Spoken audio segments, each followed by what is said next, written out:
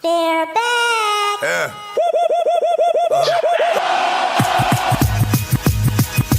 Oh my Lord! The Jets are trading Sauce Gardner to the Indianapolis Colts. Sauce Gardner! Sauce Gardner. Sauce Gardner. He's an Indianapolis Colt. We were shocked. Got any opinions on Sauce Gardner? Wow. The Colts looking for help on the back end of that secondary to help Lou Anarumo. So they go all in and make the trade for Sauce Gardner. 2026 first-round pick, 2027 first-round pick. The Colts just determined our time is right now. Our window is right now. We just opened it up, and Sauce Gardner is on his way. This is not the same old, same old. This is different. A team that has aspirations of winning the Super Bowl over the next year or two, which I think they should. The window's wide open. Just a massive swing here by the Colts. Ballard never does stuff like this. This has the opportunity to be the best secondary in football in Indianapolis right now. Officially turned around, guys.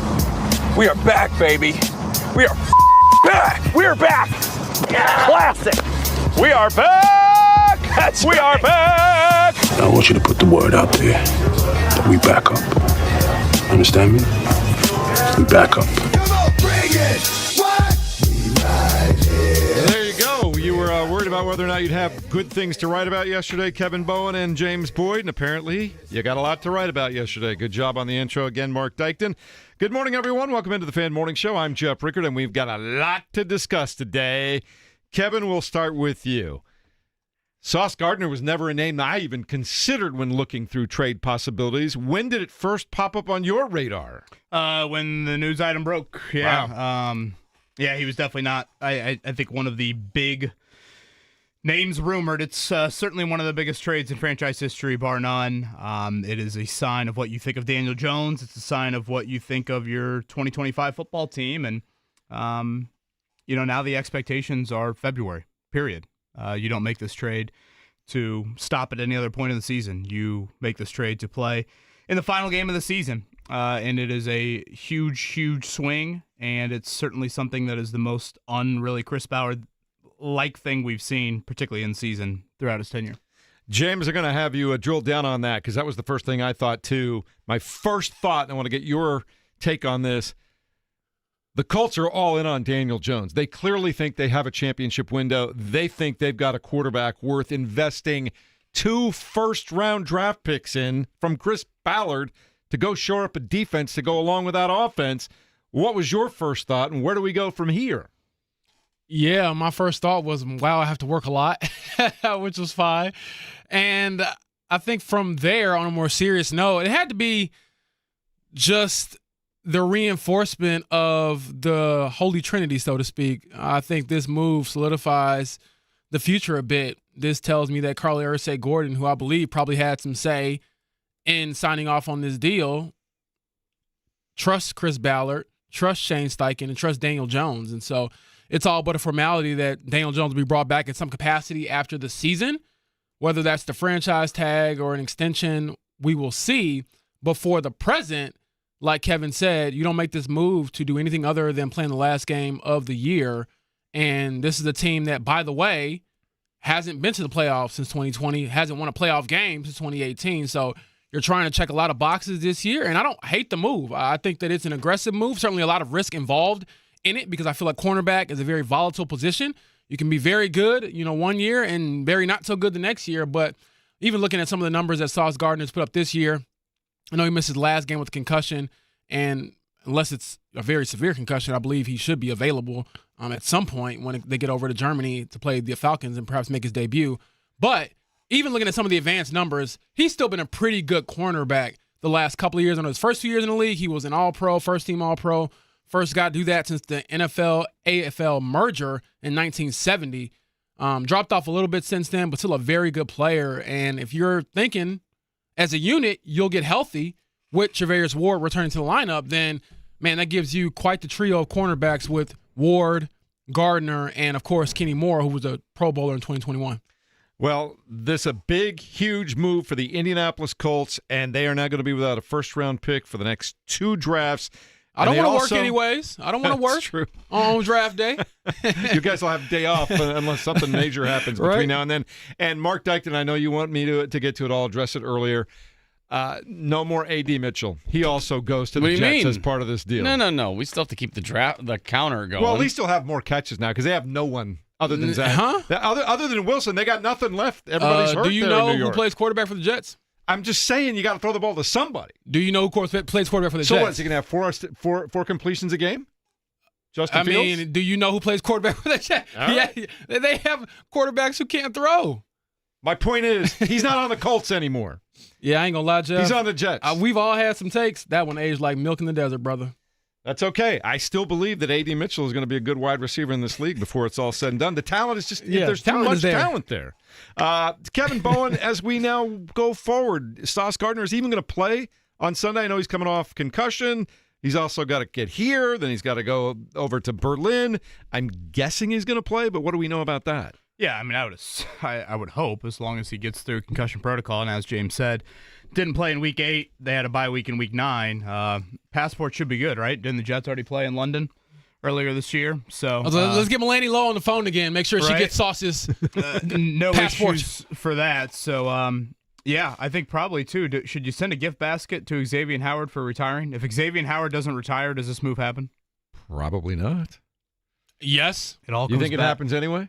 Yes, because you cut him. It all comes back to. Well, I don't think they were going to cut him until he did retire. Well, they should have been thinking about it. Well, should have been thinking and going to cut him. Two very different things in Lou Anarumo's world here. So I did think about that yesterday. But yeah, I would assume he plays. You know, what could he do? Could he shadow Drake London as early as Sunday?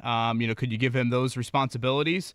I think those are all questions that we'll obviously see play out here. But, after the bye week, it's quite possible when you make your trip to Kansas City, your cornerback trio could be, Sauce Gardner, Mooney Ward, and Kenny Moore II. And that is right up there with any. And if you're going to take a swing like this, doing it at a premium position, doing it with a player still in his prime, doing it with a player that is not a rental contractually by any means, that checks kind of all of those boxes there.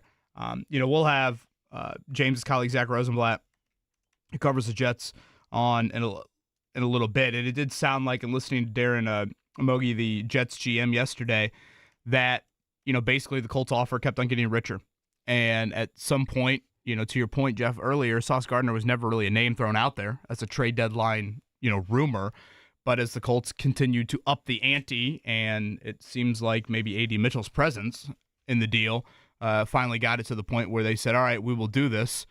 They said it was too rich to say no to.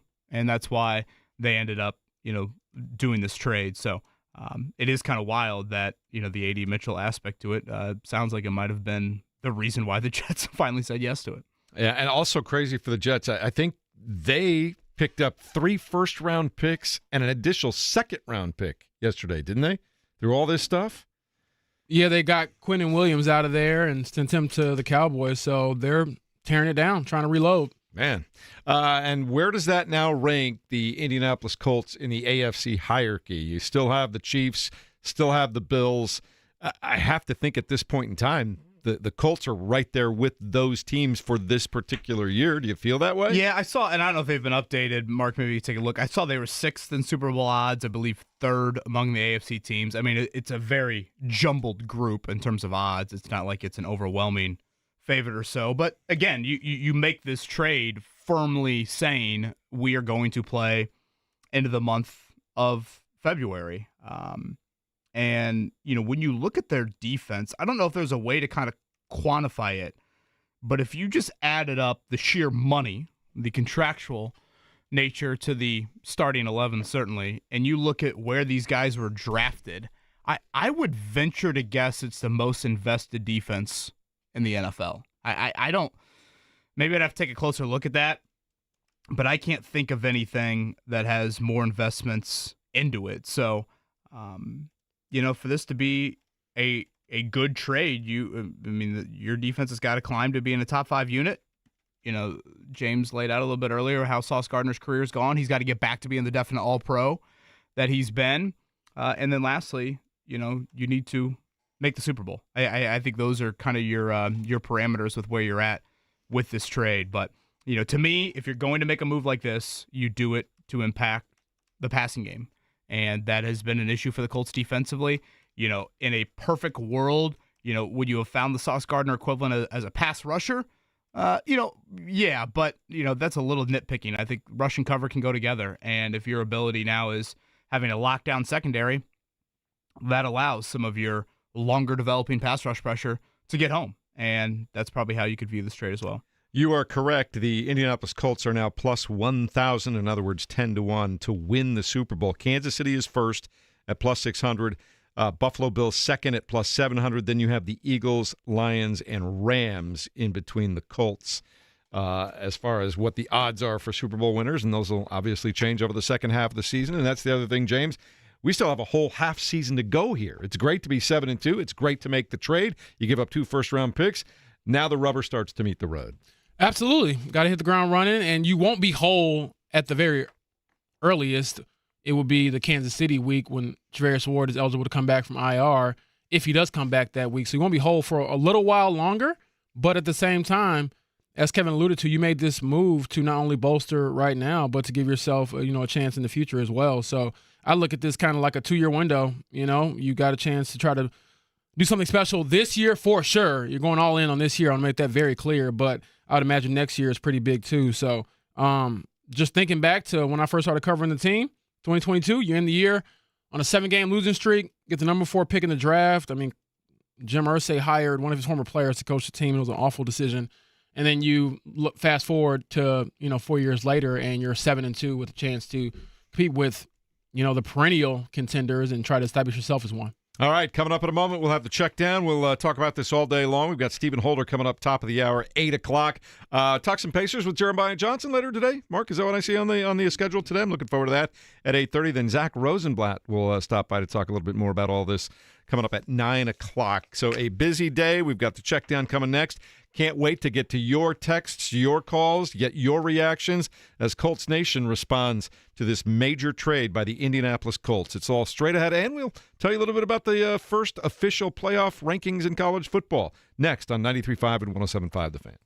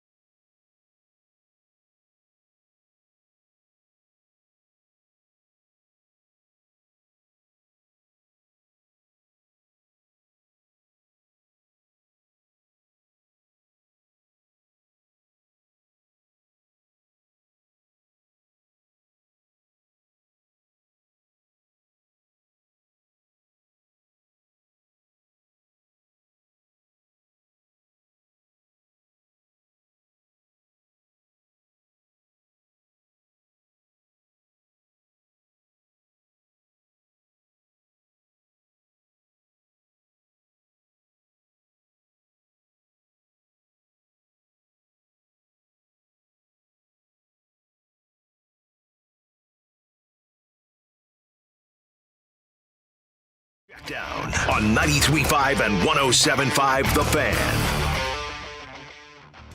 A very busy day for the Indianapolis sports scene on Tuesday. If you're living under a rock or maybe you had to work all day long or you're doing a school paper, whatever it happens to be, here's the deal. The Colts made a trade at the trade deadline yesterday.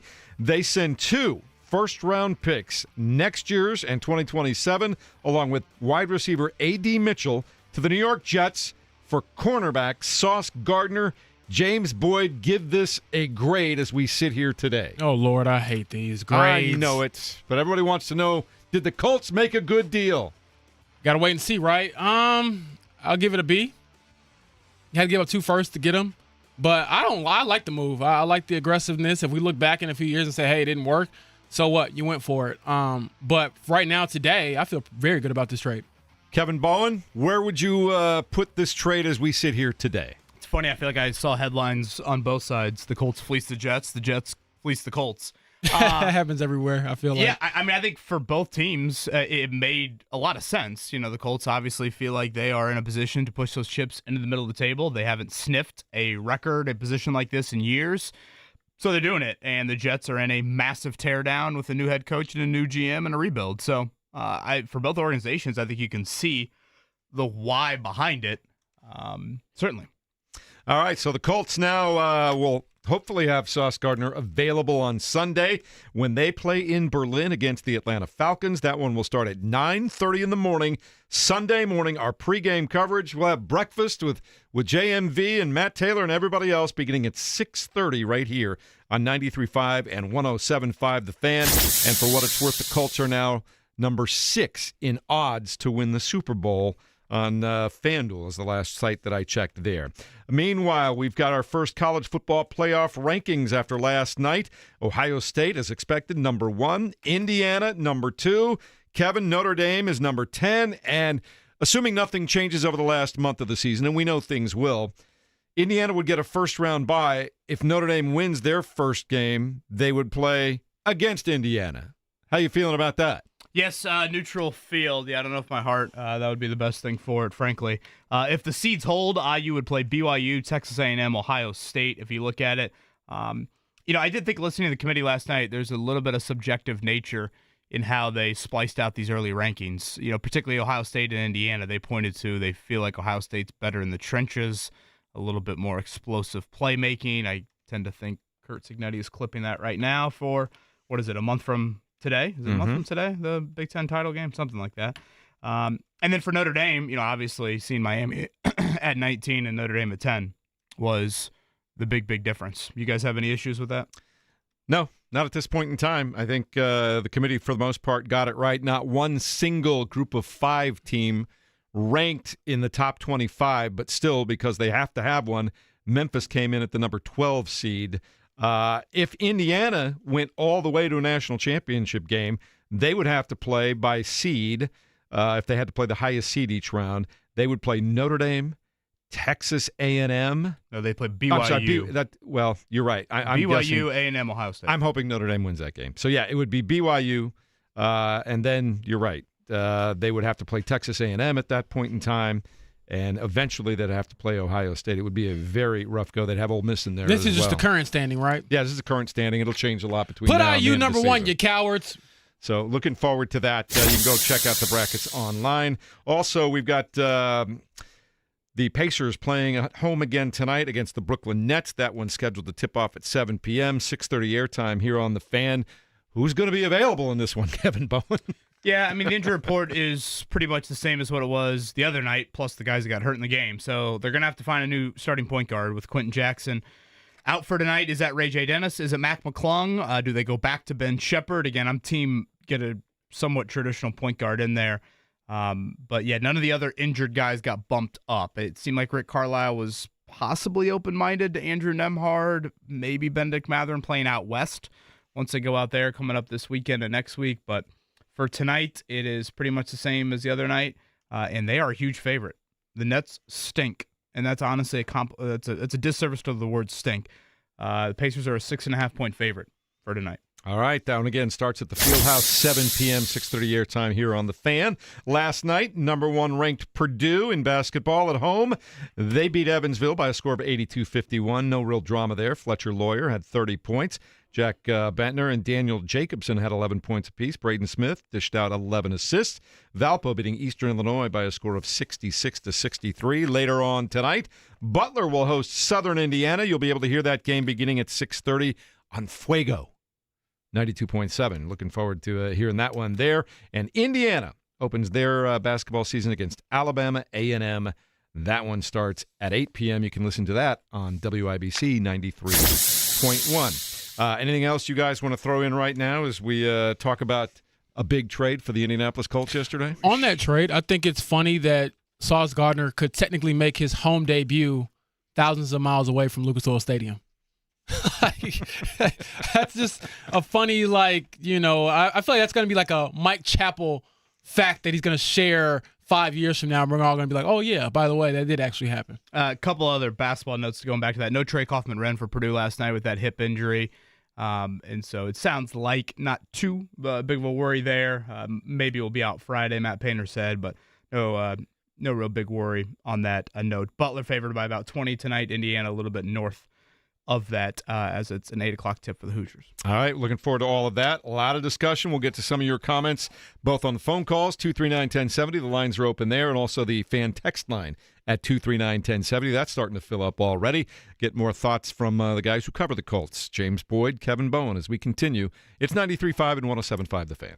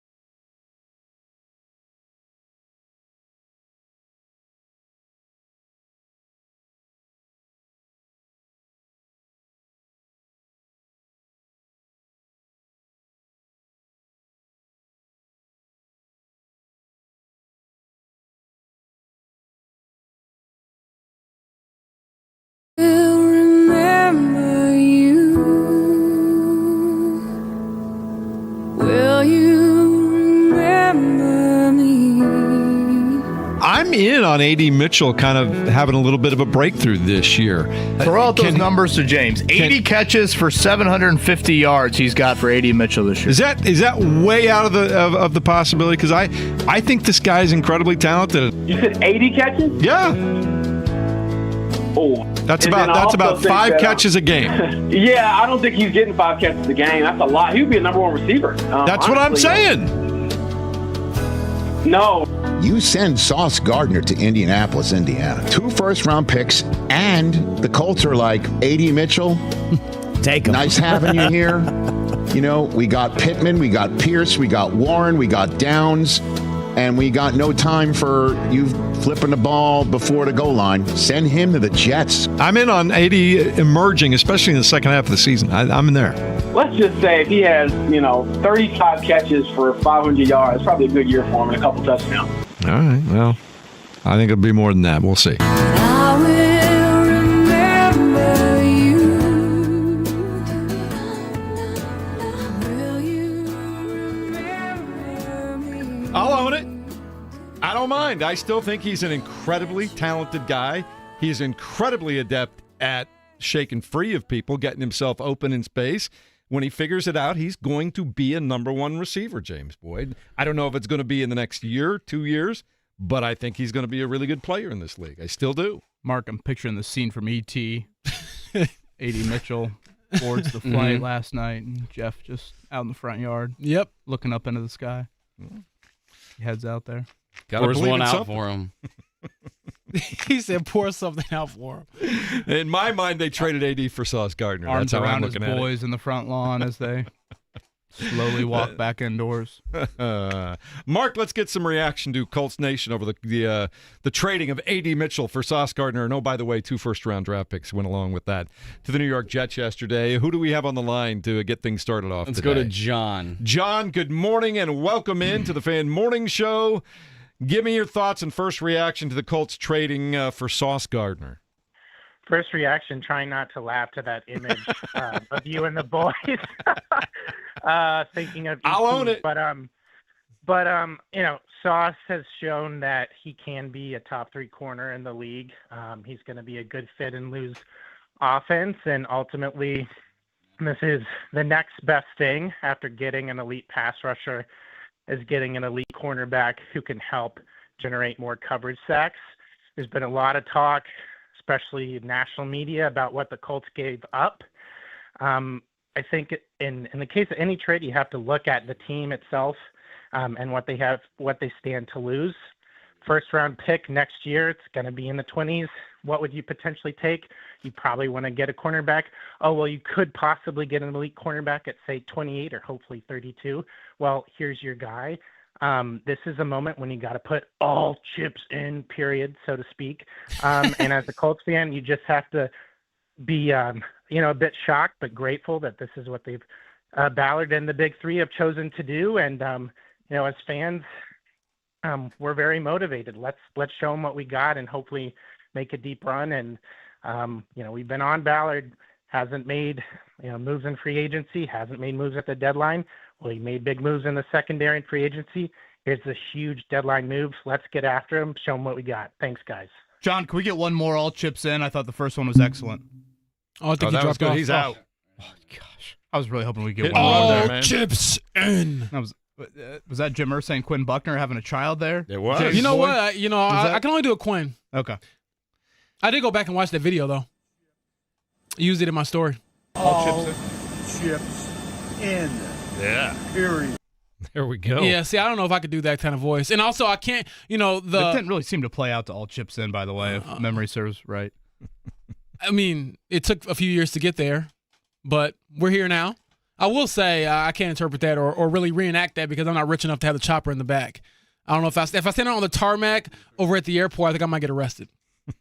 We've got a text here from Elliot who wants to know, did Ballard get hit over the head? The Chris Ballard I've been bashing the last few years has gotten everything right this year. Got the quarterback right, hammered the first-round pick with Warren, made aggressive signing with Ward and buying him in the offseason, and yesterday the blockbuster double-down trade for Sauce.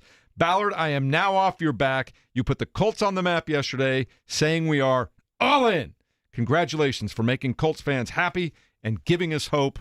Kevin Bowen, how do you feel about a lot of people saying that today? I think certainly I would add to defensive philosophy. Ballard, I think, had been a big fan of what they were doing previously. I don't know how much Shane Steichen kind of influenced the Lou Anarumo hire, but, they obviously were on the same page to, get a little bit more creative on that side of the ball, which I thought was absolutely critical. So, I think when you have 8 years of the results that you have, you don't want to see continued stubbornness. You don't want to see, no, I'm going to double and triple down.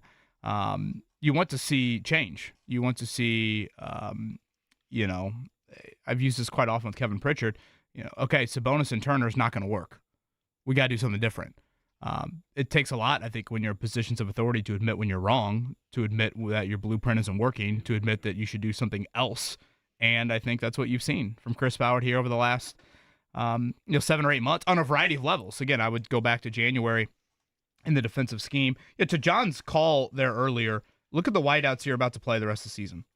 And we'll see how much Drake or how much Sauce Gardner can play on Sunday.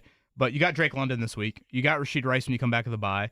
You've got Nico Collins. You've got Jackson Smith and Jigba. You've got, we'll see about Travis Hunter and his health, but you've got Brian Thomas Jr. These are some very notable wideouts that you're going to face the rest of the season.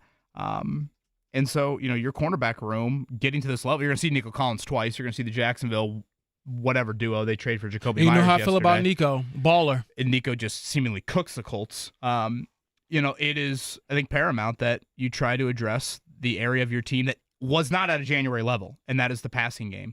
The whole Ballard thought is always a debatable one. I try to look at Ballard's 10 years. Let's evaluate each individual move. By no means do I think Chris Ballard has been a poor drafter. I think he's had big misses at the premium positions too often, particularly on the defensive side of the ball. I'm talking edge rusher and corner. And when you look at the side of the building guys, mostly the side of the building guys are not premium position players. Well, this is an attempt to get an elite talent at a premium sort of position. And if you are able to hit on that, then all of a sudden, this is a team that could be one of the last standing. So that, I think, is a hat tip of, hey, if we're going to take swings, you're not taking a swing for whatever, a guard, a linebacker. Even as great as Jonathan Taylor's been in his career, or DeForest Buckner's been in his career, how many playoff games have the Colts won with those guys? That's just the reality. So, taking a swing for, again, to me, one of the more elite positions that you can take a swing for is something that makes a lot of sense, even though the price tag is one of the biggest, if not the biggest, in franchise history. 239-1070, number to call. Let's go to Matthew next on the Fan Morning Show. Matthew, let it out. What do you got for me today? Hey, good morning, fellas. I don't have too much to talk about today, to be honest with you. I do work every weekend, so I don't get to see a lot of the Colts games, but I haven't called in a few months, so I thought I would at least call to acknowledge. The Colts trade is definitely solid. I don't want to give Ballard a ton of credit for it. I'd rather give credit to Carly. I think it was more her hand than his. Interesting. I appreciate the phone call. What about the people, James, that are saying this is all Chris Ballard's thinking all changed once the Irsay girls took over? That's a hard one to answer. I don't think that's the case. I just think that they're a lot better than anybody expected them to be. So I don't know if, any owner is going to sign off on this move if you're 5-4 versus being 7-2. So I push back on that. I think, and I think that would insinuate that Carl Irsay Gordon is like this super hands-on owner where, and I get that she wears the headset, she's on the sideline, and that kind of makes the headlines. But in reality, from everything that I understand about her ownership style and what I've gleaned from people who work with her every day, it seems like she's very much allowing people to do their jobs and allowing them to do, what they have to hopefully make this team better. Now, I'm not saying she doesn't have a say in who, comes and who goes. Obviously, their ownership group has to pay the players you bring in, and Sauce Gardner is getting, a nice bag to come over to the Colts. But no, I don't think that's the case. Yeah, you bring up the bag that Sauce Gardner has. It's pretty friendly in the first year or two, but it starts to escalate. And by the end of his contract, you're looking at over $30 million of salary. So it really is, let's see how these first couple of years work out, and then we'll go from there, right? Yeah, absolutely. And then I look at it like, what's the guaranteed money that's left on the deal? I think it's 40. And then when's you're out, meaning when does the guaranteed money end, after whatever season? Because honestly, if you're not a quarterback, you rarely ever get all of the money anyway. So, yeah, I think that this is a fairly team-friendly deal. I would have to go back and look at the specifics of it. But from what I understand, if you look at the salary cap and the way that position group is getting paid, I mean, Sauce Gardner a few months ago signed the richest deal ever for a cornerback. And then, you know how it goes, Kevin. In a year, that'll be the 5th highest paid cornerback in the league. And it'll look very good, especially if Sauce is able to return to an all-pro form. James, big picture, yesterday's move says what to you? And let me throw a couple at you. Okay. Chris Ballard and Shane Steichen. I guess we want to tie them at the hip. Let's just talk to Ballard because he's a longer-term guy. He's going nowhere. No, you here to stay, brother. We'll see about the extension. He is, I believe, through 2026. We'll see how that plays out. Daniel Jones, here to stay. Oh, you're here, brother. It's either a franchise tag or an extension. And same with Alec Pierce? Yes. I mean, because you drafted, in theory, in the past, you drafted A.D. Mitchell with the idea that he would morph into a number 2 type of receiver, possibly a number 1, and he hasn't amounted to any of that. He isn't even close to that. So with Alec having the year that he's having, yeah, I definitely think he's someone you got to pay. Anything else I missed? I guess my question that I've been wrestling with is what would be a successful season now? Meaning, is this we have to get to the Super Bowl or it was all a waste? Or, in my mind, I'm like, is the AFC Championship game enough for you to say this was worth it and we're building something here and we are close to breaking through? Yeah, that's a great question. I definitely wrestled with the same thing last night as well. And I've kind of come back to these 3 things in defining the success of this trade. 1, Sauce Gardner getting back to be an all-pro. I don't want to act like he's been a bad corner by any means here over the last couple of years, but you are sending a message by sending 2 first-round picks for him that you think you are one of the best players, period, at your position. So that's for Gardner individually. As a defensive unit as a whole, you got to have a top 5 defense. I'll go back to what I said earlier in the show. I would argue there's not another defense in the NFL that has more first, second, third-round picks, either where they were drafted or how they were acquired, than the Colts, plus all the contractual money involved in that unit. And lastly, I don't know if you necessarily say, James, like Super Bowl or bust this year, but at some point here, and however you want to define this window, 2 to 3 years, I don't know what, how long this window is open. Especially in football, it changes so fast. Right. I mean, hell, 2 months ago it was blow everything up, and now 2 months later. I think the line I put in my story was the window was boarded up after you missed the. That is a great way to describe it. You missed the playoffs at their 4th straight year. And at some point you gotta win a Super Bowl. Period. I mean, you don't trade 2 first. You don't make the move for Jalen Ramsey or AJ Brown, the Rams and the Eagles, just to, make it to January. No. You do it to hoist it, to use the Chuck Pagano phrase. So that, I think, is a very fair barometer. And I get that it's as lofty as it comes from a team success standpoint. But, I mean, it is very rare for teams to trade 2 first-round picks in consecutive drafts. And, I don't want to act like A.D. Mitchell has obviously done much in the NFL. But to other teams around the NFL, A.D. Mitchell is an attractive piece. Yeah.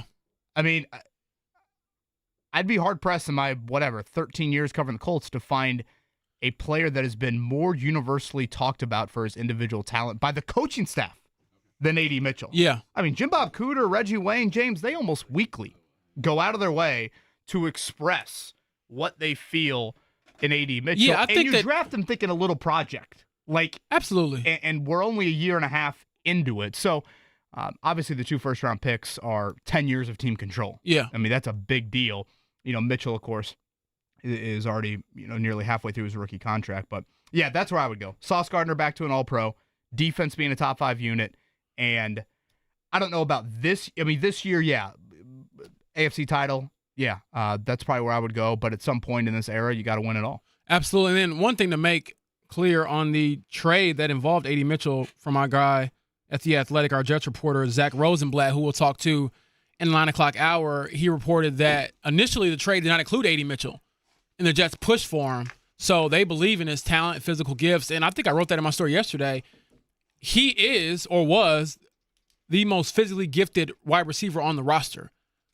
I don't think that was even a question. I mean, the guy, if you look at his, what was he, RAS, the relative athletic score that we all look at, and for those who think I'm not speaking English, that basically is on a 10-point scale, how athletic are you for your position? And I believe A.D. Mitchell was like a 9.99. So, he's big, fast, strong, can run like the wind, so to speak. But Chris Ballard goes Bible and then RAS book next to his bed, right? But I think the issue that has plagued A.D. Mitchell so far in his career is the mental side of the game. Can you lock in enough to be an actually productive player? And that's the challenge that he will face in New York. And to be quite honest with you, yes, they might believe in your talent, but at the same time, you're going to a situation where it's going to be harder, in my opinion, to showcase that talent. The Jets have completed the third fewest passes in the league. You're not going to an offense that airs it out like with the Colts. And I was going back and reading the story when I talked to A.D. Mitchell about the fumble, his mindset afterwards. And he said, my biggest takeaway from dropping the ball in L.A. was not just holding onto the ball. It was, I'm expendable. And he used those words. He literally said, quote, they don't need a wide receiver. They already have some. And, lo and behold, you're getting moved. And if you believe the Jets GM who spoke yesterday, he pretty much said that the Colts deal kept on getting richer and richer. It was not, and again, believe what you will, but, I think based off where I was at the trade deadline from a New York standpoint, I had heard Quinnen Williams' name more than I had heard Sauce Gardner's name. Right. And basically, once the deal got to 2 first-round picks, and as James just said right there, it did sound like the A.D. Mitchell aspect to it kind of said, all right, now it's just not the pure picks. It's also the player thrown in there. All right, let's go to the phone lines, 239-1070 on the Fan Morning Show. The Colts trade 2 first-round draft picks and A.D. Mitchell to the New York Jets for cornerback Sauce Gardner, a 2-time Pro Bowler, All-Pro, I should say, too. Coming off concussion, though, so we'll wait and see if his availability is good for Sunday in Berlin. Ginger Ninja joins us next here on the Fan Morning Show. You got to live up to that name now. What's up, fellas? Good morning. Good morning. What's up? All right, Tupac had the juice. We got the sauce. We know that now. Good start. Good start. Mark, feel free to hit me on the 1s and 2s. JB, I'm killing you in the chat. You look good, dog. I'm kidding. I appreciate hit me with that. the woo anytime you feel. I'm getting killed in the chat, too. I really think A.D. Mitchell is going to George Pickens us right here. Like, as long as the Jets can get any sort of a quarterback in the draft, tank this year, get your quarterback. A.D. Mitchell is borderline All-Pro next year. Guarantee it. Now, I'm going to buy you lunch, Ginger Ninja. We got to figure this out. You man. and Jeff hire you for this I call? was about to say you. No, but I will. Hey, if we're going with a 9.9 RAS, that man can ball.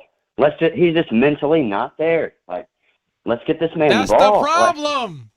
You gotta think some of the game out too. The trade and the scenery is gonna. I'm telling you, it's gonna help him. And the blunders he's made, kid's gonna come in and work his butt off. He's gonna go to a new. I think that's gonna happen, but it's all on the Jets and because they are horrible. Now he can play as good as he wants to play, but they're tremendously bad and can't get him the ball. You think fans would feel it? Ginger Ninja, thank you for the call. Jeff will Venmo you here shortly. Do you think fans would feel any differently if it was Anthony Richardson in the trade versus A.D. Mitchell? Thank you to Heath for that. I think it would be probably more of There'd be some fans that would. I think it would be more of like a bigger reaction to, hey, this was the number 4 pick. You're punting on him. You told us he was the future. But honestly, Kevin, I feel like that's a conversation that we'll have at the end of the season. I don't see a world where you give up 2 first-round picks and you hold on to a quarterback who, by the way, is not going to be your guy moving forward. So do you try to recoup some of your draft capital that way? But I think it would probably grab more headlines if it was AR, but player for player, I mean, who's more valuable at this point in their career? I did think about this yesterday, going back to the DeForest Buckner trade. If I'm not mistaken, I believe Buckner and Sauce Gardner are kind of similar ages in their respective NFL careers upon these trades. Buckner was traded for the 13th overall pick, so obviously a higher pick than what you think the Colts will be this year. But that was it. That was the only pick he was traded for. With Sauce, you are trading another first-round pick, and then again, however you want to define A.D. Mitchell's trade value. Like, I think Buckner's been a really, really good player. And to kind of make the equivalent of, like, what does Sauce Gardner then need to play at to make you think the same way you do about the DeForest Buckner trade? You want him to come back and be an all-pro again, right? Yeah, which is very high praise, and I think there's an element of team success. Like, people would call the Buckner trade, I think if you did a poll, people would say the Buckner trade was a good one, right? Yeah. I like it. And the team success has been what? Nothing. But that's one player out of 22 as well. Right, but again, when you make these trades, when you trade first-round pick, and now this being picks plurally, there is a team component you can't ignore. You can't just sit here and say, oh, yeah, checking a box of January and putting up a wild card participant banner is enough.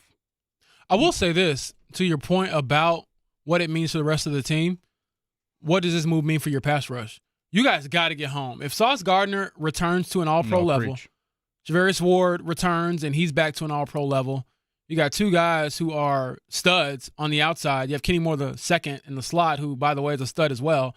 If you cannot get home, which has been an issue for them this year, if you can't bring consistent pressure and make life miserable on the opposing QBs moving forward, Lord have mercy, I will have a lot of doubt moving forward about this pass rush group, because this is a dream. If you are a defensive end right now today on the Colts roster, you're thinking, all right, these guys can go press man and we can just go get after the quarterback.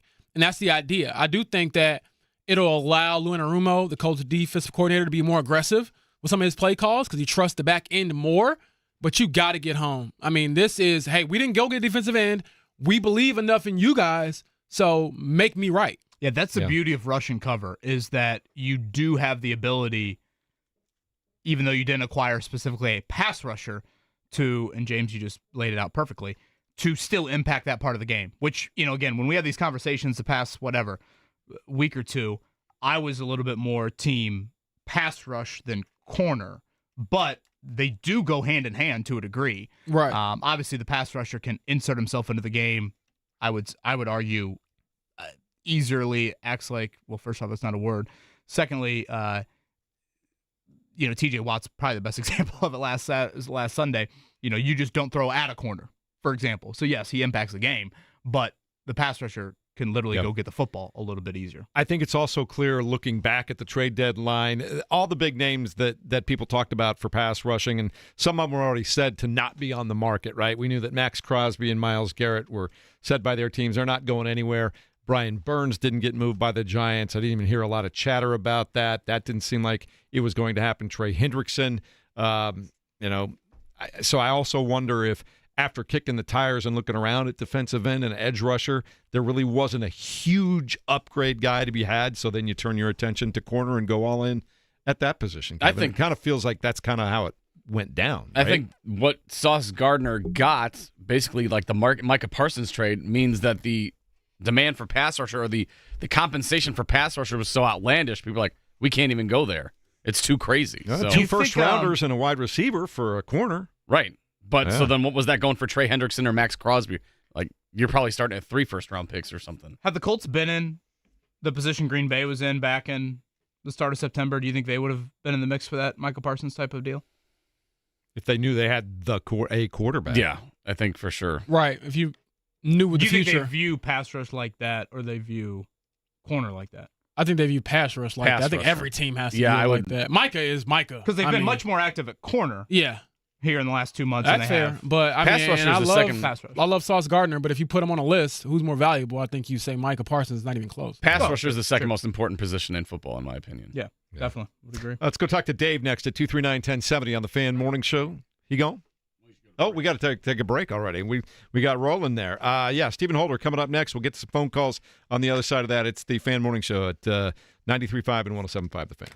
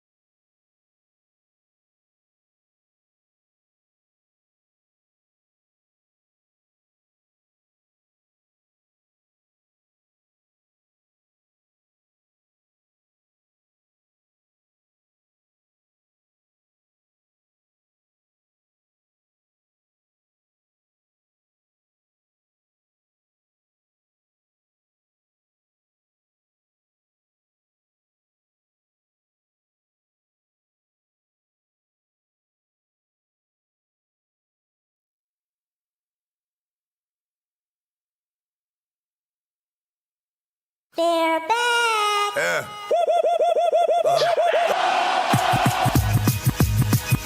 Oh my Lord! The Jets are trading Sauce Gardner to the Indianapolis Colts. Sauce Gardner. Sauce Gardner. Sauce Gardner. He's an Indianapolis Colt. We were shocked. Got any opinions on Sauce Gardner? Wow, wow, wow. The Colts looking for help on the back end of that secondary to help Lou Anarumo. So they go all in and make the trade for Sauce Gardner. 2026 first round pick, 2027 first round pick. The Colts just determined our time is right now. Our window is right now. We just opened it up, and Sauce Gardner is on his way. This is not the same old, same old. This is different. A team that has aspirations of winning the Super Bowl over the next year or two, which I think they should. The window's wide open. Just a massive, massive swing here by the Colts. Ballard never does stuff like this. This has the opportunity to be the best secondary in football in Indianapolis right now. Officially turned around, guys. We are back, baby. We are back. We are back. Classic. We are back. We are back. I want you to put the word out there that we back up. Understand me? We back up. Mark Dykman, outstanding work. And the question today is, are the Colts in fact back? And where are they back According to Weebay, they are. Shout out to The Wire. There you go. Let's go to the Payless Liquors hotline right now. One of our favorites. He covers the Colts at ESPN.com. Stephen Holder joining us on this fine Wednesday morning. Stephen, are the Colts in fact back? And what does that mean even? Well, Mark Dykman, first of all, the MVP with the Wire reference first thing in the morning. Look, I think they are definitely on to something here. They think they are. Excuse me, I got some allergies going on, so bear with me here. But they think this is their time. I agree with that. And now they've got to go prove it, right? This is the boldest move they have made since I don't even know for sure, the boldest move under Chris Ballard. And I think you have to take the context here. Chris Ballard, someone who is more likely to trade out of the first round and try to collect more picks and values his picks more than perhaps anybody in the NFL. That's the guy who did this. So imagine the conviction they must have for him, of all people, to make this deal. So I think they are thoroughly convinced that they have a shot here, and I don't think I don't think there's anything wrong with them seeing it that way. I think they're right to feel that way.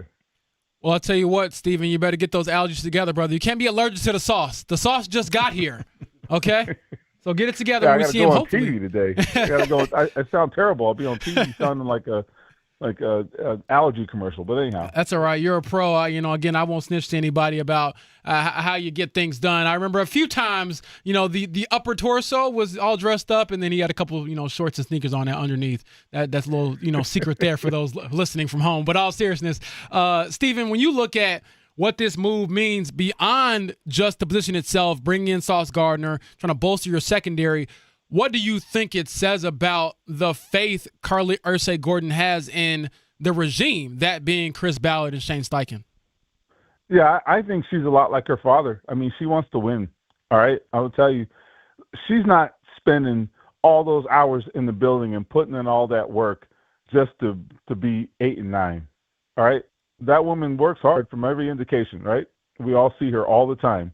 And you can agree or disagree or like or dislike how she goes about her job. We don't even know anyway, right? But the point is, she's not doing all of that just to be average. And she was very clear about that, I thought, when she spoke to us in her initial press conference, right? I mean, she was raised by a man who cared more about winning than anybody perhaps in that building, right? Jim Irsay, he wore his feelings on his sleeve. And this is his offspring, okay? So why would she be any different? So I think it reinforces what we probably should have known about Carly Ursay-Gordon, which is that she wants to win, and she wants to win big. Stephen Holder, ESPN, where you can find his work. Stephen, this is a great trade if what happens?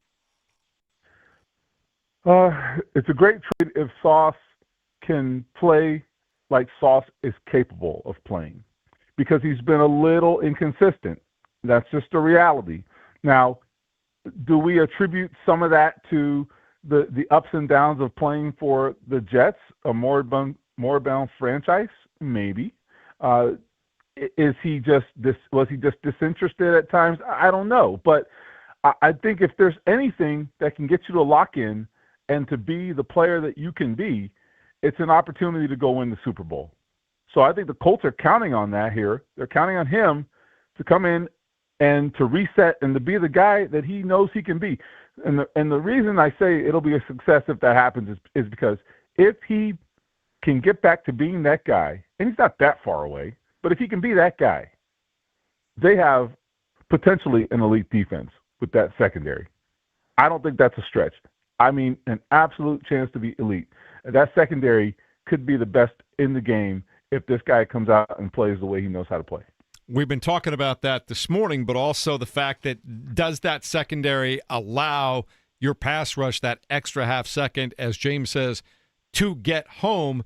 Does any of it matter if they still can't pressure the opposing quarterback? Yeah, it's for sure, right. And I would say this, I've been on record, and I'll say it again, I really think the pass rush has been adequate and would have been more consistent if they did not have what has been, essentially at times a practice squad level group of cornerbacks. The injuries really were devastating. Now they're getting better. They're getting healthier. Kenny Moore's back. Jalen Jones finally makes his debut last week.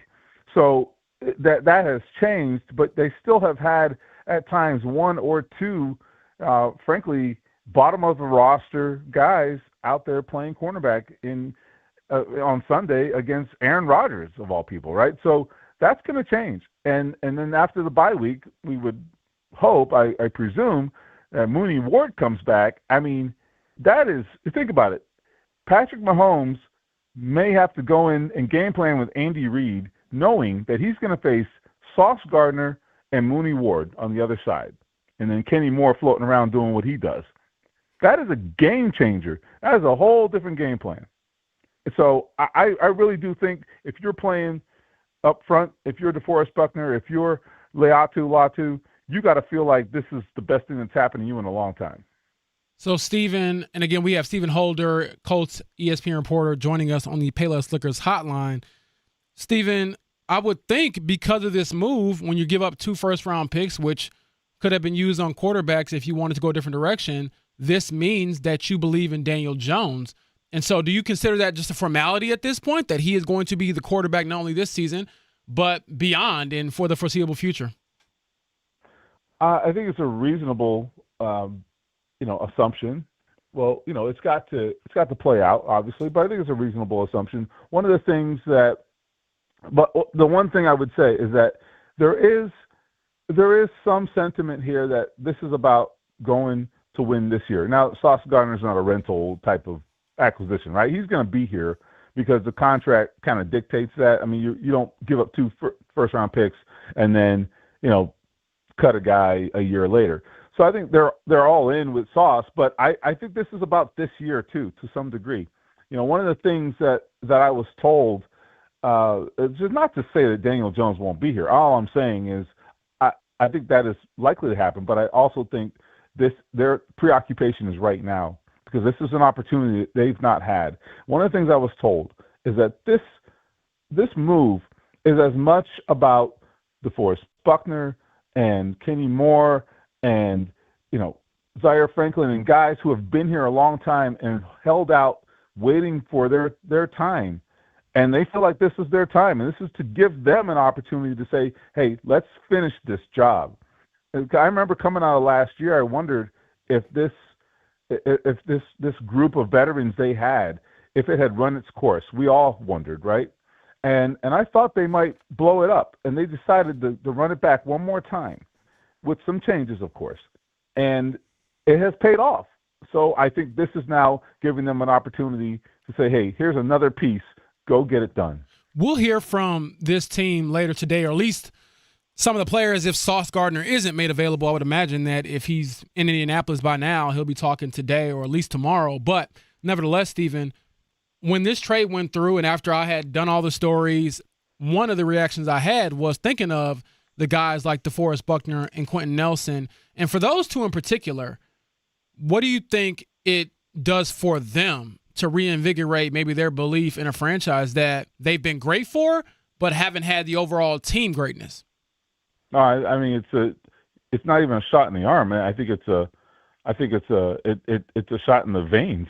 I mean, I don't know if that makes any sense, but I mean it has to just be a complete rejuvenation for those guys. I mean, think about it. You leave all this blood, sweat, and tears on the field, man, and they have nothing to show for it. They've got all pro selections, they've got awards, they got a lot of money, certainly, but not a lot beyond that to show for it, and that's a tough thing to have to swallow year in and year out, and that could finally change. And I think that is a big part of the motivation here, and I give the Colts credit, for thinking of it in those terms because they deserve it. I feel like that. They really do think they deserve it. Stephen Holder, always great to get your thoughts. Thanks for joining us again on a morning show. We know you have a valuable day ahead of you, and we will talk to you again soon. All right, guys. Talk soon. There he is, Stephen Holder, with his thoughts on the Jets and Colts making a big trade yesterday. The Jets sending Sauce Gardner our way in exchange for 2 first-round draft picks and wide receiver A.D. Mitchell. Madison writes in on the fan text line and says, I think realistic expectations have shifted to win division, win a playoff game.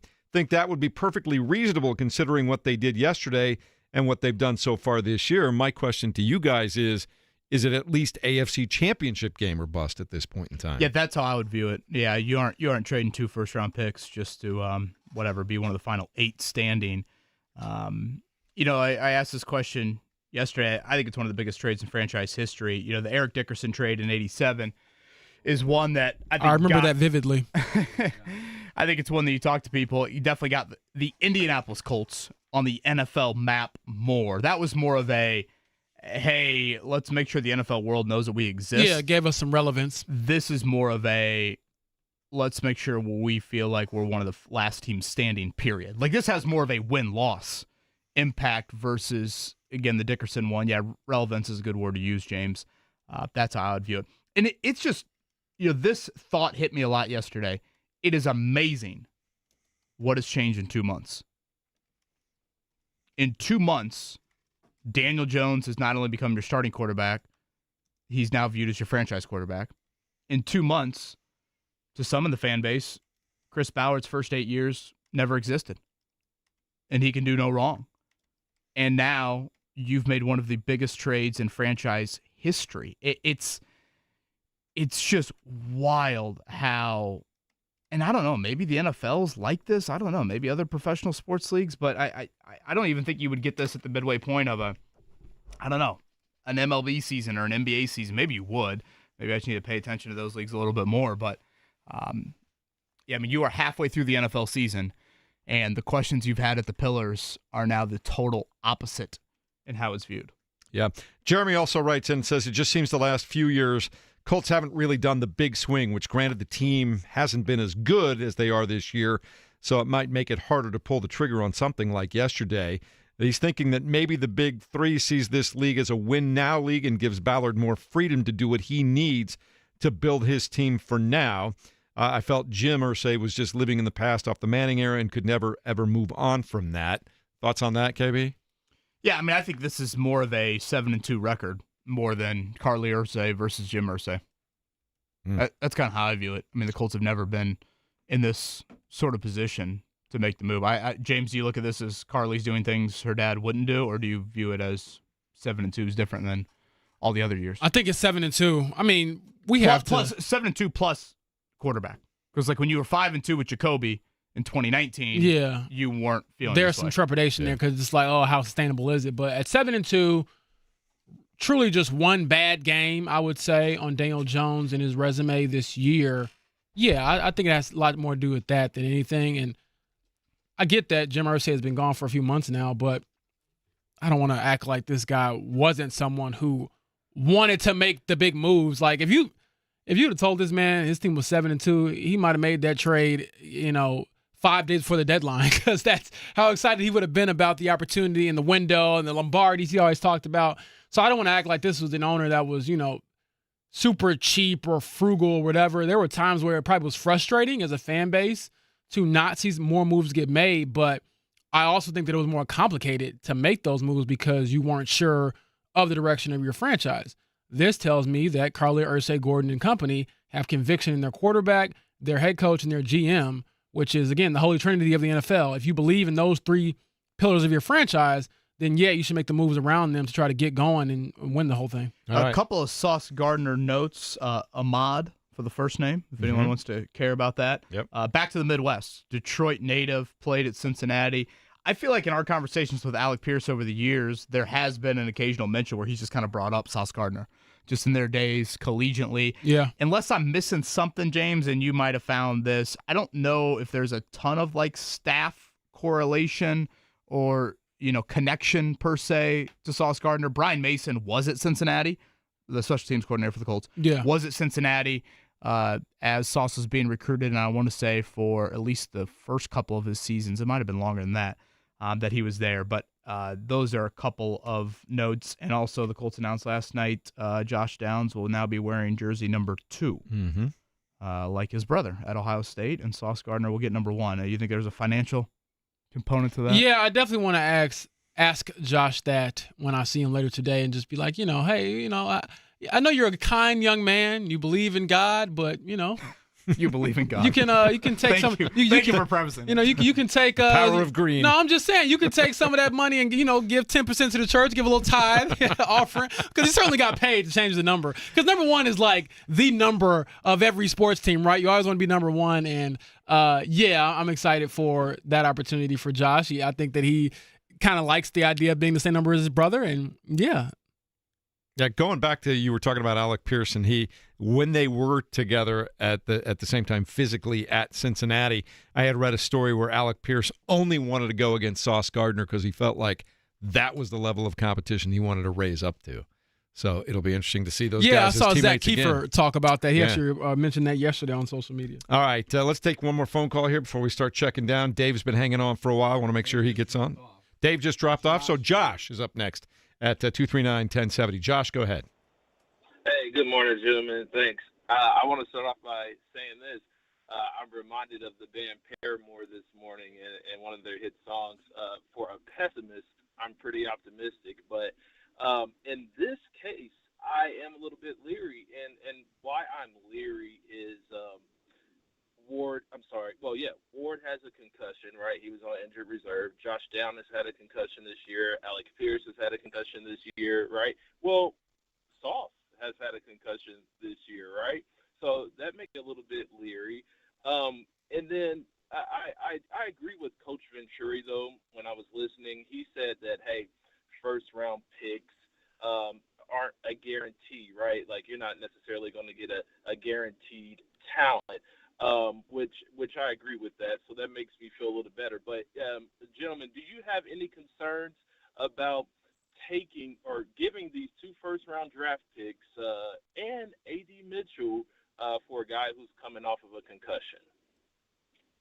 No, I don't have any issues there, mainly because you look at the concussion history. I'm not sure how many Sauce has had in his career, but I'm sure they probably checked all of the medical potential issues there, and he has been out for 2 weeks now, so he probably has a little bit more time off given the bye week that the Jets are coming off of than normal when it comes to the concussion recovery. So no, I don't think that was a big issue for this group. Certainly something to keep in mind and note moving forward, but for the most part, I think the Colts were looking at the overall talent, and you have to take some risk because it is football, and honestly, not being funny, making sure that guys don't run into each other when it comes to pregame warmups. I think you would avoid some of the stuff that's going on with Javarius Ward. All right, we'll continue to talk about the Colts throughout the morning here. We've got Jeremiah Johnson to talk Pacers coming up in a few minutes. I'm sure JJ, being around here for quite a while, is going to have a thought on the Colts trade as well. But we will check it down right now, Mark.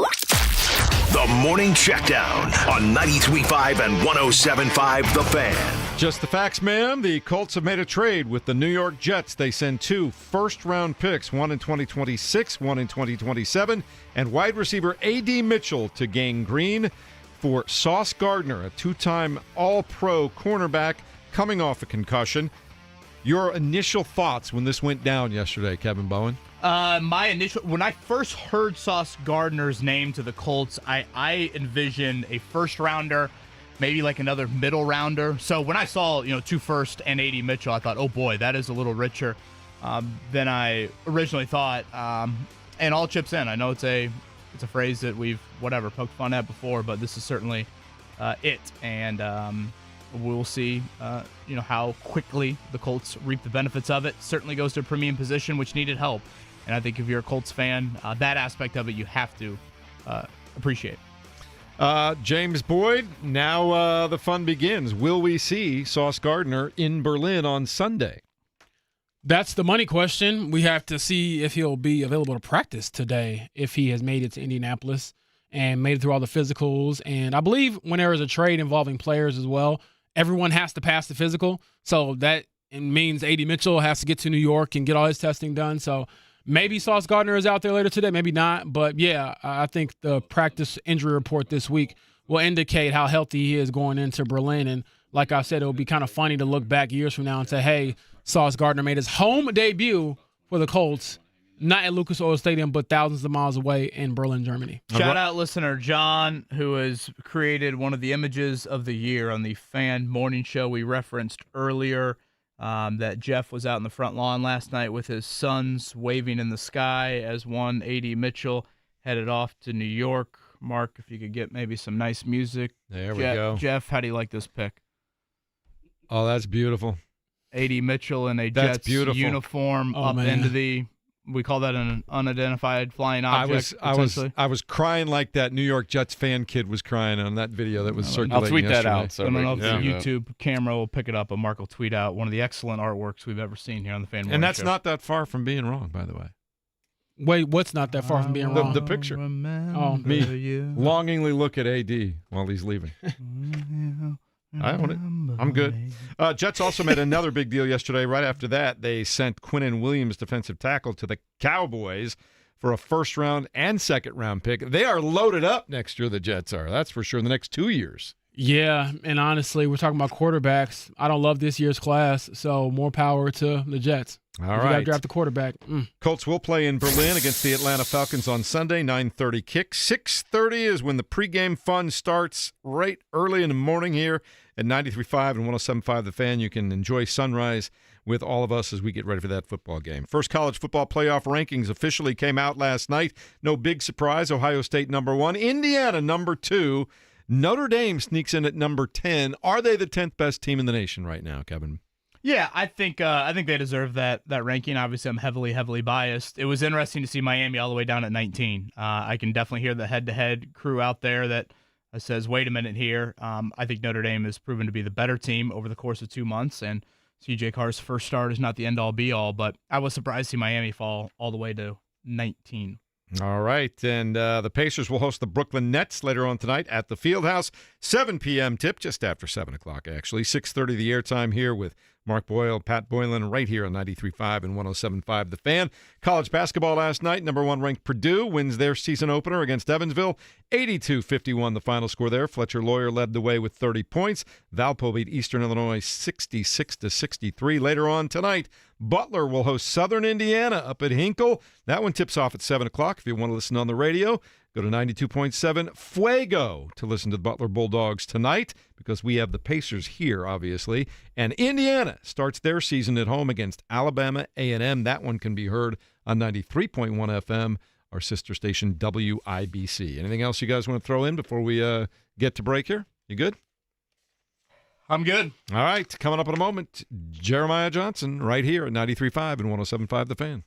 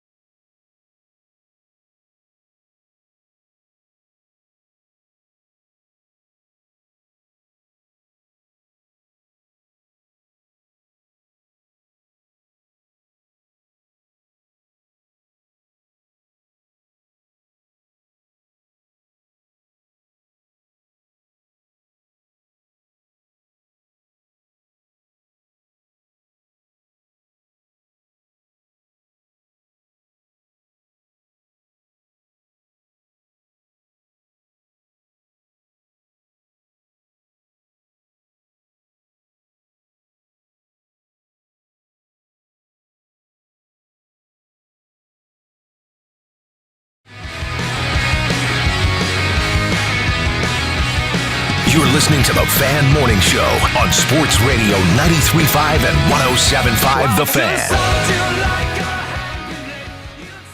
Oh, as sad as I am to see A.D. Mitchell go, I'm excited that the Colts are putting themselves in position to be true contenders in the AFC and maybe the NFL overall. We'll get back to talking about that in a minute, both on the text line and the fan call-in line at 239-1070. But right now, we check out the Payless Liquors hotline right now, where one Jeremiah Johnson joins us here on a Wednesday morning. Got the Pacers at home tonight against the Brooklyn Nets. And JJ, I know you're just a huge sports fan too, and you've been around here forever. Your thoughts on the Colts making a big swing yesterday?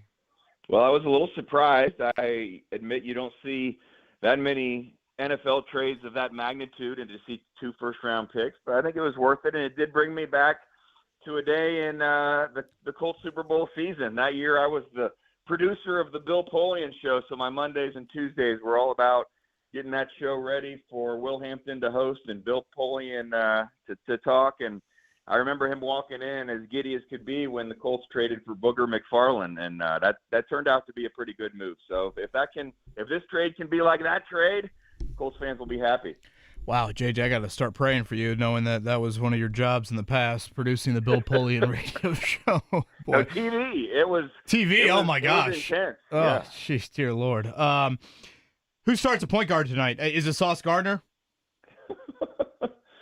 Good question. I haven't actually tried to predict that. Ben Shepherd, probably. I don't know. I mean, he was starting for a while, but I did think that with him as point guard, it kind of took away some of what he does, and he struggled a little bit with his shot to start this season. So I don't know. They're in a tough situation, and for a while there, I did feel like the Pacers were going to have a different starting lineup every single game, and then they found something that worked. So they had the same lineup for 3 games, and now they'll probably go back to get another different starting lineup. Well, they have to, because Quentin Jackson is obviously out. When they get into the half court, I don't know that you notice it as much, but just over the course of a game, you really feel the impact offensively by not having that true point guard. I want to go back to Monday night. JJ, you know, you have been around this team for a while now, and you were there for many of the Miles Turner years. What did you think of the reception that he got in his first game back in Indy? Well, I can't say that I was surprised. Maybe just a little disappointed, and I'm not saying I'm disappointed in any fans that chose to express themselves the way they did. Just disappointed with, the current climate and the way things are right now. And I feel like down the road, time will pass, and that run specifically of the last couple of seasons and going to the NBA Finals and then even bigger picture what Miles Turner did and meant will be celebrated, and he will be welcomed back. But right now he hasn't done himself any favors, and I understand his feelings and why he's disappointed and why he's upset. But at the same time, I think he does have to understand that some of the comments, if you do pull them out, they are hurtful to the fan base, even though he, did a pretty good job, I thought, on Monday of trying to remind everyone that it wasn't meant for the fans. That being said, it kind of is what it is now, and I'm glad we can move on. But I have to admit that I didn't love the entire atmosphere. I didn't feel like it was great because 10 years is a long time, and there were a lot of really good moments, and I do want players, when they move on from the Pacers, to feel good about the time that they spend in Indiana. So, I am glad we can move on. But what I will say is Pacers, Bucks. We've talked about it for 2 years now, about this being the rivalry, and it's not going anywhere. I mean, that I love. That I really appreciate. And once that game started, I had no problems with the boos, and they can continue, because right now this is the matchup that you want to watch. This is the one you want to get tickets for. And December 23rd, to me, is the next big game you want to go see.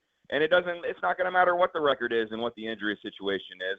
That's the team you want to beat, and that's why it also hurt when that shot went in at the buzzer from Giannis. But I will say, if you're going to have a win in a playoff series, or the last 2 playoff series, or a win in the first week of November, I think you'll take those last 2 seasons. So I still say advantage Pacers, and we'll see what happens when these 2 teams meet again. To follow up to that, JJ, one of the players that I feel like this season obviously is weighing heavily on is Pascal Siakam. This is a guy who has won a championship and, as you mentioned, was a big part of that finals run last year. How have you seen him sort of galvanize this group that continues to change, it seems like, every game, with him being the one constant? After the third or fourth game, I was trying to figure out a way on the post-game show to put into words what I'd seen, through the first week of Pascal Siakam. And before I could do it, Rick Carlisle's post-game press conference was spot on, and he said he's just a warrior. And when I watch him, he just continues to fight. He goes out of the game, in and out of the game at different times, and has during his time with the Pacers, sometimes mixing and matching with the second unit rotations. But you have to get him breaks. You have to protect him from himself. But you can't really operate for very long without him on the court. And I just can't help but think where this team would be, record-wise, obviously it wouldn't be a lot different because they've only won one game. But just going into some of these matchups, knowing you have Pascal Siakam, I feel like you have a chance. And right now, he and Aaron Nesmith, those two guys that have really been through some of these battles, you rely on them so heavily. And before the game against Milwaukee, you knew what was going to be asked of him. Guard Giannis for most of the game, be the primary offensive option. And as Rick Carlisle said to me before the game in our interview that, airs on the big screen and Pacers Digital, it's almost like the three, football's offense, defense, special teams. Right now it's Pascal Siakam's offense, defense, and leadership. He is that important right now for this team. And I was actually having the conversation with my son, and he said, he better make the All-Star team. And I said, yeah, as long as the record's decent, or at least up a little bit from where it is right now, it's a no-brainer. What he is doing is phenomenal, and it shows the last couple of seasons when maybe some games you'd look at the box score when the game was over and he'd only have 9 or 10 field goal attempts. He never once complained, but he has shown he is capable of much more, and I just hope that he can continue to withstand everything physically and even mentally that is being asked of him. JJ, last one for me, and again, Pacers-Nets coming up tonight. 6.5-point favorite, the Pacers in this one. Do we think Andrew Nembhard is anywhere close? I don't know what Rick's updates have been. I feel like, he mentioned something that, Nembhard was doing some on-court stuff, but do we feel like maybe he is, I don't know, next up off the injury list, but what do you think about his prognosis as they head out west? Yeah, just my observation, that would be the guy that if we put up our 6 players that are hurt, and now you don't know Furphy and Quentin the extent of those new injuries, but they, been ruled out for tonight. Andrew Nembhard is the one that has actually done the most on-court work, and I saw him on the road trip in Dallas after the Pacers had practiced, put in a good 30 to 45-minute workout, and he was working up a sweat. Some of the times before games, he's out there shooting. Now, I still have seen him at times not lift up the left arm and shoot it one-handed, but still, he's doing a lot more than really anyone else, so it would make sense that he is the closest, but Rick has not been asked about Andrew specifically really since that first week. So I'm expecting, at some point in the next week, the question will come up practice-wise. The schedule, and also you don't have enough guys even to really hardly play 5-on-5 even at practice. So there aren't a lot of full practice sessions, but a good sign. Get out there, JJ. Yeah, you know what? I'm going to actually, in the suitcase, I've got to pack warm clothes and cold clothes for the next week, but I might pack high tops as well. Let's go. In case I am needed. But the 3-on-3 games might be what I'd be watching if he's able to participate in some of those, and sometimes those are with, you used to say with the guys that are not in the rotation. If healthy, you're in the rotation, so it's also with the video staff and the developmental guys. But if he gets out there and does some 3-on-3, he'll be that much closer. But I do think he's probably the one player closest to return on the injured list right now. Always good to talk to you, buddy. We'll catch up with you soon. Maybe see you later on tonight. All right. Thanks, guys. There he is. The Pacers taking on the Brooklyn Nets tonight, 7 p.m. Airtime 6:30 here at 93.5 and 107.5 The Fan. Coming up in a moment, more of your feedback, both on the text line and the call-in line at 239-1070. Colts trading 2 first-round draft picks and wide receiver A.D. Mitchell to the New York Jets for Sauce Gardner. We'll talk about it next on 93.5 and 107.5 The Fan.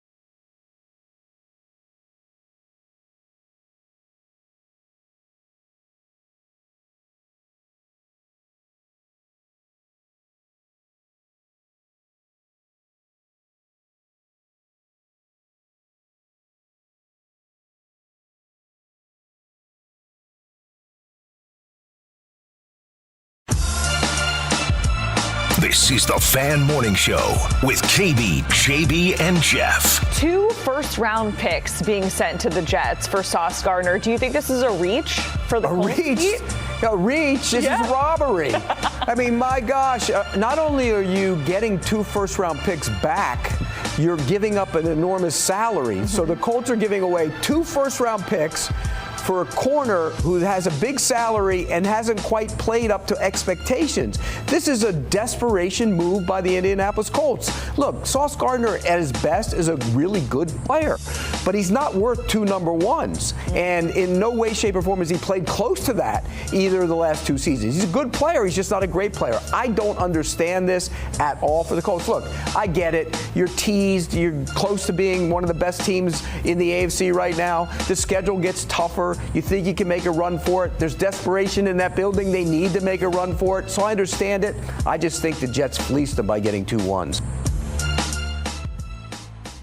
There's the other side of it right there. I know most folks around here, I think, are excited about the Colts picking up Sauce Gardner and adding some help to a defense that needs to just try to keep up with the offense. And I think, I would guess, Kevin, that part of the attraction to Sauce Gardner is you got a team that's averaging 32.5 points a game on offense. If you just slow the other team down and hold them to 24, 25, 26 points, you're going to win most football games. Yeah, that was Pete Prisco, by the way, of NFL and CBS. I had to look it up on the Cougars. He hates everything, though. Pete Prisco. Pete hates everything, always. I'm looking forward to Zach Rosenblatt joining us here in about 10 minutes, James' colleague over at The Athletic who covers the Jets. Because, I do think maybe not as aggressively as Pete said it. I mean, there are definitely some people out there that feel like, whatever, the Jets fleece the Colts. I would say, honestly, of looking at trades, it was one of the more of the Colts fleece the Jets fleece the Colts. I feel like I saw both of those pretty universal. And honestly, it all probably comes down to, the state of your franchise. If you're in a serious rebuild, stripping it down and getting, what do they have, 5 first-round picks in the next 2 years? Probably makes some sense. And if you're the Colts and, you've struggled, I think, at the premium positions, that's what I'll keep on pointing back to. Let's talk about Houston for a second. I don't think the Texans, from a 1-53 roster standpoint, has been better than the Colts in recent years. So why have they won the division really going away, last year at least? Because they're better at the premium positions. Stroud, Nico Collins, their pass rush, and Derek Stingley Jr. And the Colts haven't been as good at those spots. Whereas now you look at it and you say, okay, Daniel Jones. Okay, your Colts pass catchers are the best they've been in a while. Pass rush is still definitely a question. But now at corner, you feel like you've got one of the best cornerback rooms in the entire league. And if you look at Super Bowl teams, whether it's Philly with A.J. Brown, whether it was the Rams with Jalen Ramsey, or even Matthew Stafford, really, to get to that level, usually it takes a swing. And sometimes the swing is missed, but sometimes it's Miggy Rojas. Yeah. Oh, great reference there. Game 7 is still one of the best games I've ever seen in my life. It was on last night when my sons were at the bowling alley. It was still fun to watch, but go ahead. And to your point about making the move for Sauce, their scoring defense has actually been good this year. I think the Colts are maybe 6th or 7th in the NFL. They only give up 20 points a game, so they're not giving up, 24 and 25. But to me, it's like the yardage, and could that be the straw that kind of breaks the camel's back in the long run? I believe they're 25th in yards allowed, 27th in third down conversion rate, meaning teams are basically operating at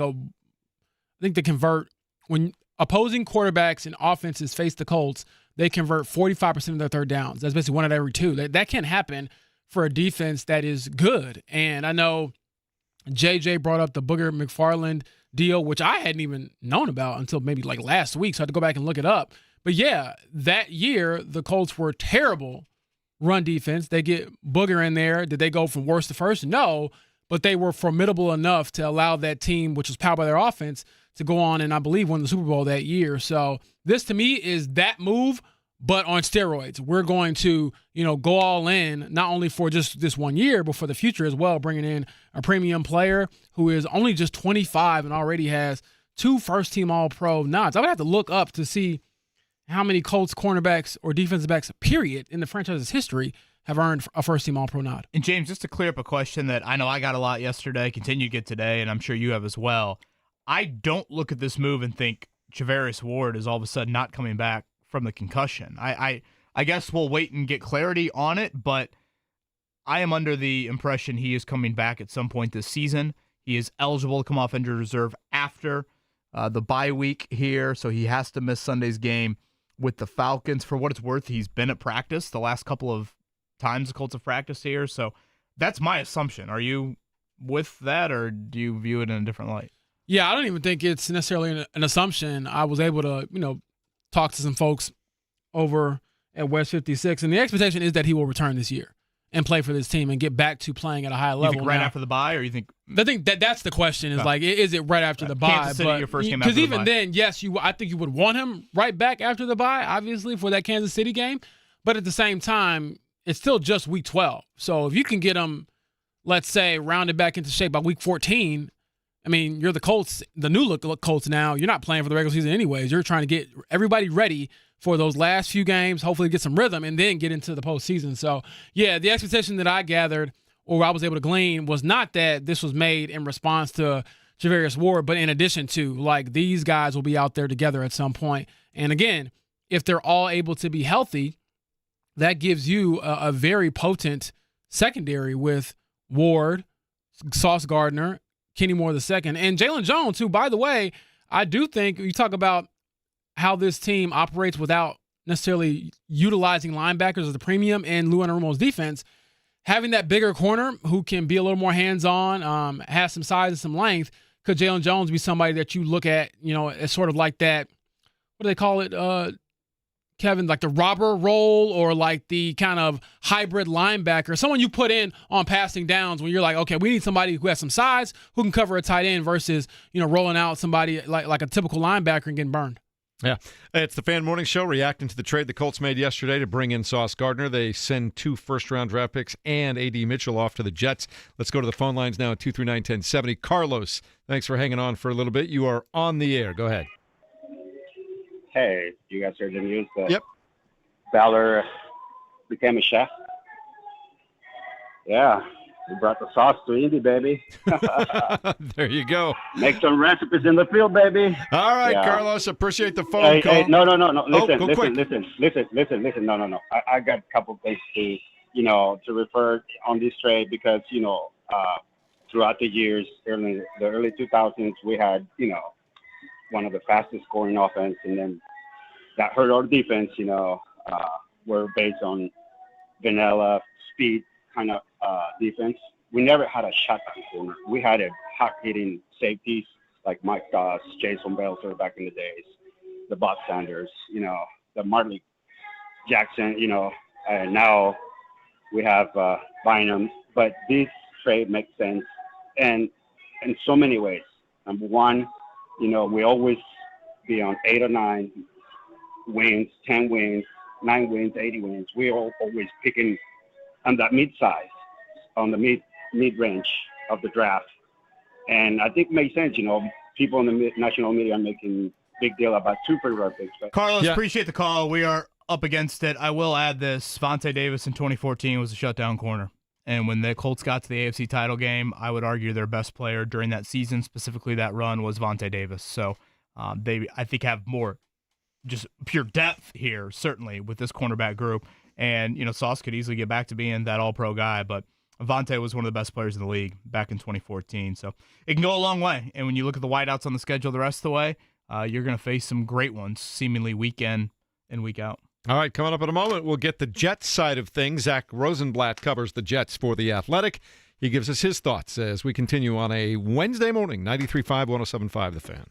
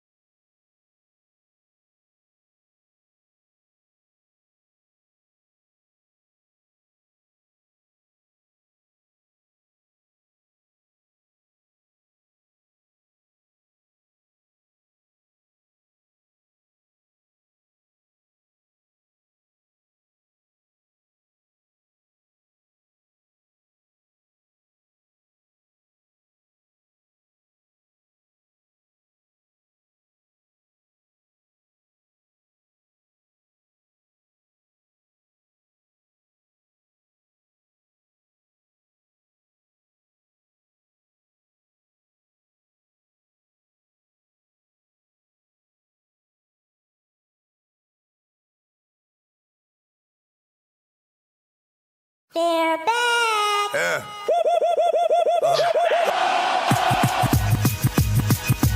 Oh my Lord! The Jets are trading Sauce Gardner to the Indianapolis Colts. Sauce Gardner. Sauce Gardner. Sauce Gardner. He's an Indianapolis Colt. We were shocked. You got any opinions on Sauce Gardner? Wow. The Colts looking for help on the back end of that secondary to help Lou Anarumo. So they go all in and make the trade for Sauce Gardner. 2026 first round pick, 2027 first round pick. The Colts just determined our time is right now. Our window is right now. We just opened it up, and Sauce Gardner is on his way. This is not the same old, same old. This is different. A team that has aspirations of winning the Super Bowl over the next year or two, which I think they should. The window's wide open. It's Just a massive swing here by the Colts. Ballard never does stuff like this. This has the opportunity to be the best secondary in football in Indianapolis right now. Officially turned around, guys.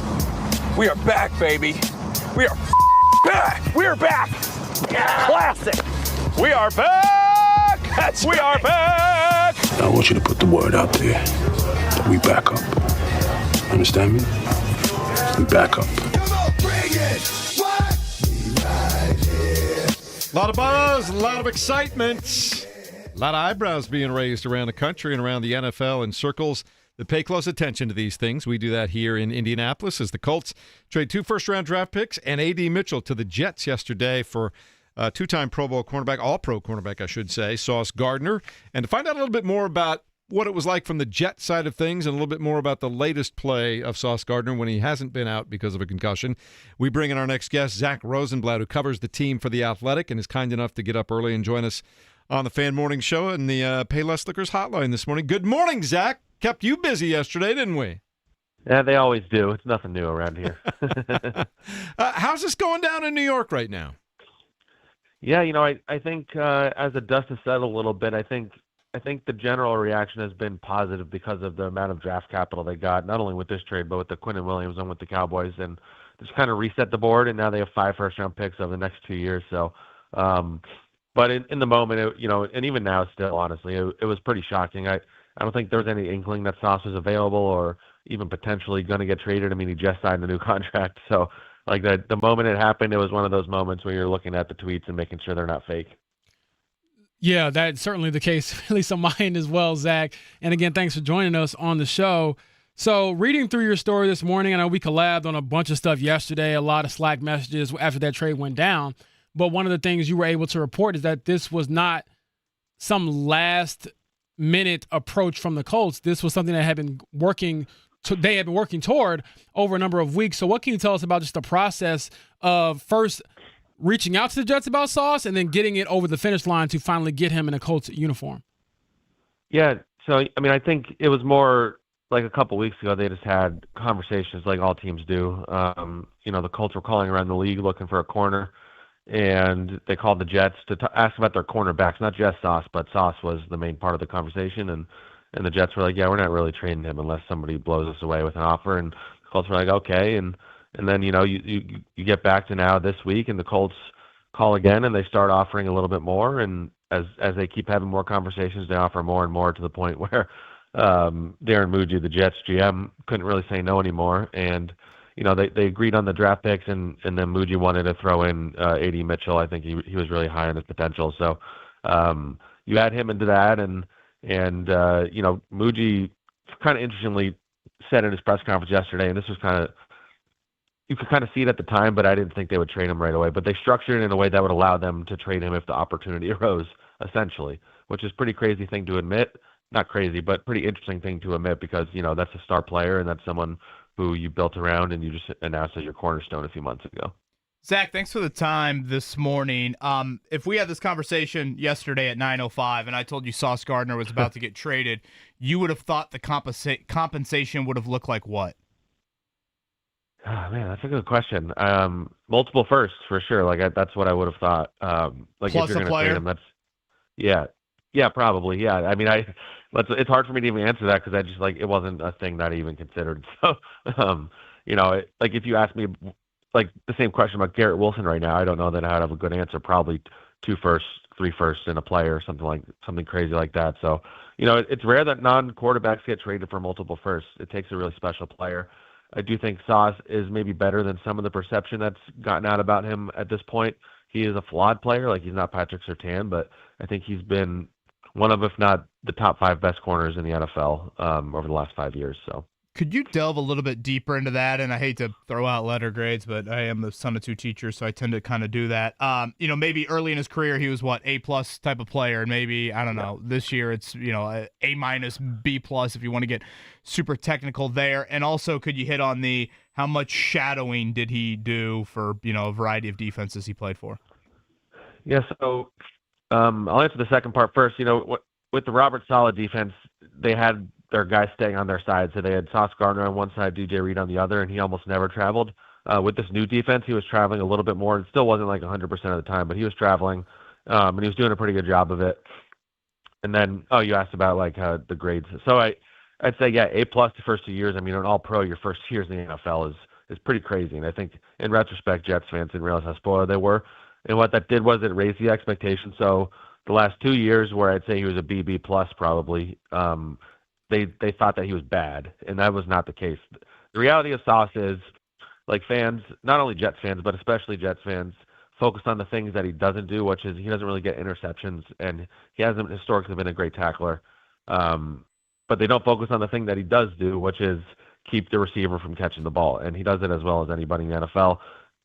Quarterbacks do not throw it in his direction, which is why it's harder for him to get picks a lot of times, because I think he averages a catch against him every 20 snaps, which is the best rate in the NFL in terms of how rarely he gives up a catch. And in terms of targets, he's top 10 this year as well. So quarterbacks just don't throw it in his direction. And, when the Colts get healthy and they have Charvarius Ward, it's going to be very interesting to see how that goes. Zach, I'm sure you haven't been able to catch up with Sauce just yet, and I'll probably do it on my end here if he's available today in Indianapolis, but do you get the sense that he even thought that was a possibility on his end, or that he was open to that idea? I know he tweeted about, all love to New York, but it is quite the flip from, a couple months ago being the highest paid, richest contract in cornerback history. Yeah, from what I understand, he did not see it coming at all. I don't think it was something that was really broached to him at all. But I think he'll take it in stride. I think he's somebody that is highly motivated already anyway. He's someone who has been taking a lot of the losing that he's had to deal with pretty bad. And I imagine that as he sits down and thinks about what's going on in Indianapolis and how good they are right now, he hasn't been on a team with this kind of record. The best the Jets were with him were 6-3 to start the 2022 season, and then they won 7 games that whole season. So I imagine he's pretty excited for the opportunity to play meaningful football at this time of the year. Flight Plan, that is a podcast I listened to last night with Zach Rosenblatt from The Athletic. He joins us here. Zach, I thought I heard you, and if I misheard you, I don't know, blame it on my dumb brain, but did you say at some point this offseason you went to Detroit to do a little bit more of a feature story on Sauce? Yeah, I sure did. So I went to Detroit. The main goal was to do an Aaron Glenn story, which I did, but while I was there, I wanted to also dig into Sauce and his background. I went to his high school. I walked through the school with the AD. I talked to his coach. I talked to, one of his old teammates. I was getting ready to do it. I focused on Aaron Glenn 1 to lead into the season, and my plan was to write the Sauce story early in the season after a win. And so, as you can imagine, the Jets just got the first win a few days ago, and Sauce wasn't even playing. So I just have not had the opportunity to write it. And then, as it happens in this job, sometimes you put a lot of work into something, and then, events happen that keep you from being able to pursue it. But maybe I'll write it down the line if the Colts go on a Super Bowl run this year. Maybe a snippet of your boots on the ground reporting. I love to see Sauce Gardner now all of a sudden obsessed with a game of golf, but I'm sure your boots on the ground led to some other things there. Yeah, so I'd say the funny thing about him was, he's a guy that they had him at receiver early in high school, and he was buried on the depth chart. They had a cornerback that got injured, and out of desperation, they're maybe we should just try Sauce there. They throw him out there. He dominates that game, and he never looks back. And one of his coaches told me that before that had happened, he has all these old DMs on Twitter from Sauce where Sauce is like, Coach, I think you should play me. Like, I think I'm pretty good. I think your guys are making a mistake not playing me. Like, he had the confidence. Like, as the coach said, he had confidence before he even had the skills necessarily. Like, he just believed in himself completely from the beginning. And then, he was off to the races when he got Cincinnati. I don't even think he ever let up a touchdown. And he's a guy that you guys are going to love there in that especially the media for the locker room wise. The fans will like him until they get mad about him not getting interceptions, I guess, like Jets fans. I'm just curious before we let you go, Zach, as a follower of the NFL day in, day out, and an objective guy, how are the Colts viewed right now? That's a good question. I think they were kind of a laughingstock going into the season, it felt like. And you bank on Daniel Jones, but I think the reaction I've heard just listening to podcasts about trades and kind of just canvassing Twitter, I'd say outside of Indianapolis, I think they're getting pretty criticized for this deal because what they're doing is it's a statement that they believe in Daniel Jones, and it's a risky proposition as the Giants saw. So I think they're getting criticism for that. But the Colts believe in what they have. They're what are they 7-2, and this feels like a team that can go on a run. So I don't blame them for doing it, especially because I personally am pretty high on Sauce Gardner. Well, thanks for stopping by. We again appreciate your time and your insights, and we will run into you down the road, as they say. Have a good one. Yeah, you too, guys. There you go. So it is interesting that there are a lot of people, and we heard, Pete Prisco from CBS and just some of the other things that he has heard, that people still outside of Indianapolis aren't completely sold on Daniel Jones. I'm just thinking about DMing anybody in my life and tell them, hey, I'm actually a lot better than you think. You should give me an opportunity. Maybe I'll work on the, Can't hurt. It's like, shout out to all the high schools out there. You DM the girl. It's like, hey, I'm actually a great guy. You should give me a chance. I'm just picturing young Sauce telling somebody. Why is this left unread? Yeah, that's pretty funny. But getting back to your point, I think the Colts have certainly changed public perception, but it can all come crashing down if you don't capitalize on the move you just made. And in my mind, I feel like you got to get to the Final Four, which is the AFC Championship game. So that's where we're at right now, as the Indianapolis Colts certainly have the NFL buzzing at this point in time.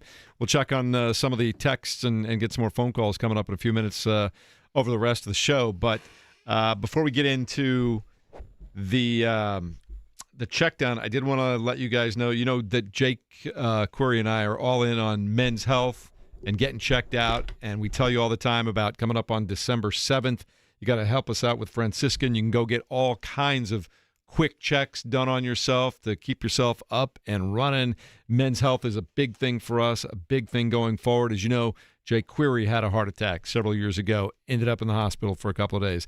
I had a heart attack with some complications now almost 6 years, coming up in 2 weeks ago, and was in the hospital for 10 days. It's all good now. We're both very healthy, been given clean bills of health, and I'm going now. I used to do it twice a year, now just once a year. I'm going to let you guys go for the second half of this hour. I am going to the cardiologist today for my annual checkup, and I expect good things to be said there. But I just want to take this moment to remind everybody, you two guys who I've grown to care about immensely, and you too, Mark, take care of yourselves, man. Don't ignore those doctor's appointments. Go to them.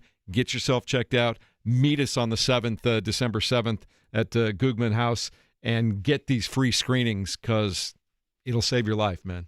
Yeah, I obviously heavily endorse all of that and hope everything goes okay for you today, Jeff. But, yeah, I was at the event last year, and it was a great time. Obviously, I enjoy all of our events that we have and getting to interact with listeners, but the fact that you can, two birds with one stone, if you will, with so many different screenings, and we'll be watching football and all that.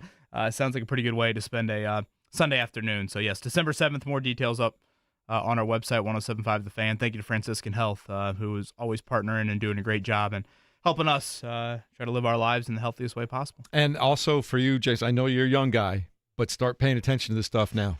I'm telling you, start paying attention to you now. I was always a fit guy, raced bikes, always eating right, doing all the things I'm supposed to do, and sometimes genetics wins, man. Yeah, I certainly hear you, and I agree there. All right. Having said all that, let's get back to the task at hand. Let's check it down. The Morning Checkdown on 93.5 and 107.5 The Fan. Kevin Bowen, you may have heard the Colts had a transaction yesterday. What in the world did they do?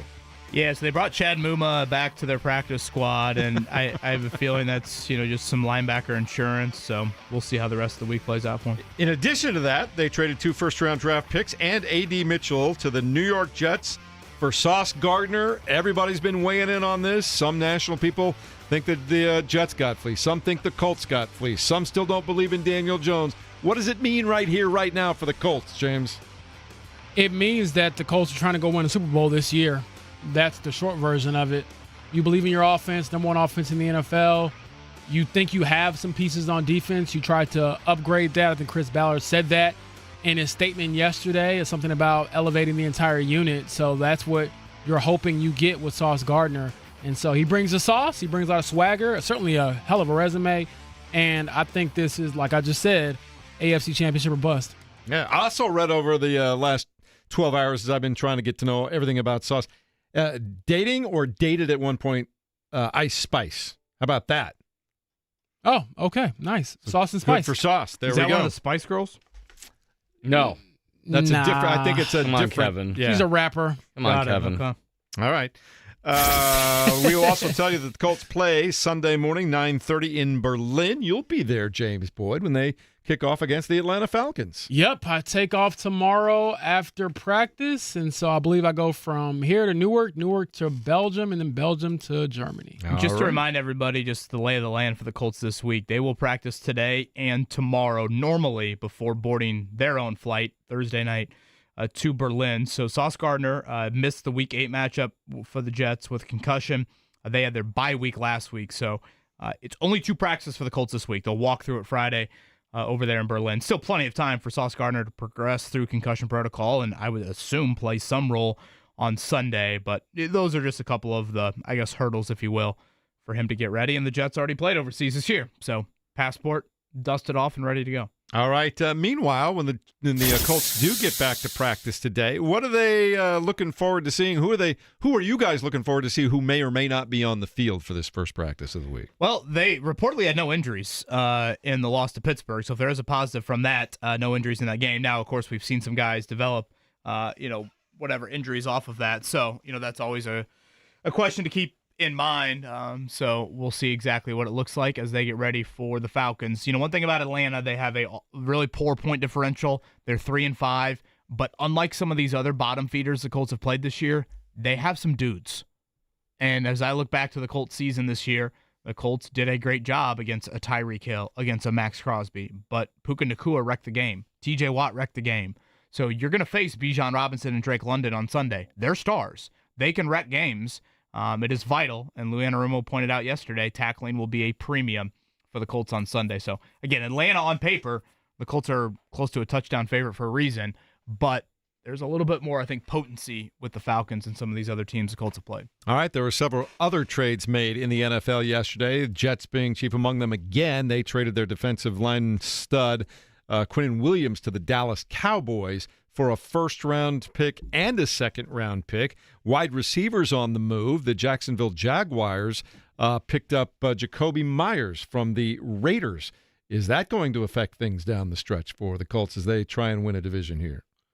I think Jacoby Myers is a pretty good player, but no, I feel like they're in the driver's seat for the division, and the only way you lose out on your first division title since 2014 is to fall off a cliff. So stay away from the railing. Yeah, because the thing, though, with Jacksonville, they get all those guys healthy. They have a nice little complement of receivers that the Colts would have to match up against here down the stretch. So we'll keep an eye on that. Also, Seattle Seahawks improved their wide receiving core as they pick up Rashid Shaheed from the New Orleans Saints and get That's Sam my favorite Darnold. move, aside from the Gardner move. That was a nice one by the Seahawks, I think. Yeah, put somebody alongside I remember he burned the Colts a few years ago. Mhm. That dude is fast. Yeah. Him on one side, JSN on the other. Ooh, Lord, yeah. Look That's out. good. And then when Cooper Kupp comes back, Man. The Colts will see them in a little over a month. Yeah, so maybe they needed all this defensive secondary help. Hey, you preach, Jeff. All right, so again, Berlin, Atlanta, Sunday, 9:30 kick. Our coverage starts at 6:30 here at 93.5, 107.5 The Fan. First college football playoff rankings, the official ones came out last night. Ohio State number 1, Indiana number 2, and Notre Dame checks in at number 10. if things stayed exactly the same, you'd have first-round buys for Ohio State and Indiana, along with a couple of other teams. But Notre Dame would be looking at BYU at this point in time, right? Yeah, that's at BYU. Yeah, 7-10 matchup there. If seeds were to hold, Indiana's path to winning it all would be BYU, Texas A&M, and Ohio State. So, again, we'll have, 5-6 of these over the next month or so, but Indiana in a great position to get a bye. And that means they wouldn't host, just to kind of clarify that for everybody out there. They will not host unless they drop down to the 5-seed line. So a bye and a neutral field site coming up here right around New Year's. Catholics versus Cougars, right? Catholics versus Cougars, yes. Very specific type of cougar, though, right? Yeah. For BYU. Yeah. Yeah, baby. Yeah. Especially if Zach Wilson's around. Well, BYU, I don't know if that's allowed, Mark. Oh, there's a way. If Brandon- there's a will, there's a way. Brandon Davies learned the hard way with old Jimmer Fredette back I'll in the never day. forget that. That was so bizarre. As You someone guys who remember spent, that? BYU had Yeah. like a national championship basketball team, and Yeah. Brandon Davies decided to fornicate, and next thing you know, gone. Oh, I just want to I know will who tell you snitched. this, as someone early in my career spent 5 years in the Salt Lake City market covering BYU and Utah, those rules are not always followed, to your point, Kevin. But if they're not followed, ramifications, they don't care who you are. No. You they don't. imagine an SEC school? Immediately Kicking or a 9 player- months later, you never know kicking a when player those off the repercussions are team coming. for fornication. You get kicked off just for being You might get an increased NIL package for fornication in the SEC. You could get kicked off at BYU just for being in somebody else's a female's room after 10 o'clock at night. Hey, to You could be clarify, playing Scrabble. Jokes aside, though, Yeah. to clarify, we got people in the YouTube chat who are a little bit confused. Jeff is going for a checkup. He is fine. So if you want to I'm just good. say that again. Yeah, every year now I go in and have the whole works done. Today is that day. So Right. I'm all The whole good. But works. thank you for checking in. Yeah, so people Mark, are like, what's going on? You got to go there all the time. All the time. I go, even when if it's just a physical, they're like, so you can leave your pants on. Like I'm just assumed. Just checking your blood pressure. Okay. There will be. I don't here. believe I have to remove pants man. today. That's Do good. what you need to do. No. The Pacers are playing tonight, Mark. You want to talk about that? Sure. All right. Can we get a win? Can we get a win against the winless Brooklyn Nets, please? They're favored by 6.5. They as in the Pacers? The Pacers. Let's go. Can you guys name 3 Nets players? All right. Cam off the top of my Thomas. head. Kidd. Yeah, that's it. So we got Cam Thomas, Michael Porter Jr., That's right. and He's I there think now. that might be it for your boy. I didn't even remember that. I'm looking at their. No. I'm going to look at their roster. James, I was see. looking at you, man. I thought you would lead us to victory there. I'm blanking on the rest of that How about group, the big man. dude from Georgia? Does Nick that ring a bell at Claxton all? is still around? Good Lord. Nick Claxton. Oh, he's still That's there? him, yeah. Well, I had there you forgotten they had Porter Jr. there. So, yeah, they've been awful. They've been run out of the gym. They're quite actively often. tanking. By the way. Correct. They Correct. are. Pacers They're not need even. it. Pacers need it badly. Terrence Mann is there as well. Pacers need it more than Mark needs a stethoscope somewhere in the old. Yeah. Hey, From the YouTube chat. if I'm Jeff- paying out of pocket, I they want say- the works. From the YouTube chat, Jeff hosted 20 college women for a week and now has to get his heart checked. Well, there are trade-offs to be made in life, James. That's a great comment. 7 p.m. tonight, tip-off over at the Fieldhouse, Brooklyn Pacers, 6:30 airtime here at 93.5, 107.5. The Fan. College basketball last night. Purdue beats Evansville in their season opener, 82-51. Fletcher Lawyer had 30. Valpo over Eastern Illinois, 66-63. Tonight, Butler will play at Hinkle Fieldhouse. You can listen to it on the radio on 92.7 Fuego. They'll be taking on Southern Indiana, and Indiana opens their season tonight at home against Alabama A&M. That's all I got, Mark Dykton. Anything else you want to throw in? Nope, go get checked out. All right, I'll do that. You men Tie the take robe us in home. the back. He's going to get the works. we will. Do I have a coupon for that? You know, I don't know if I want to go to a doctor that takes coupons. nah. Might end up with a bathtub with ice and no kidney. You watch too many movies, man. Was that a Josh Duhamel movie? All right. Have yourselves a great one. We'll talk to you again Good luck, tomorrow. Jeff, in all seriousness. We'll talk to you guys soon. Have a great one. It's 93.5 and 107.5 The Fan. The boys return in a moment to talk more about the Colts' big trade.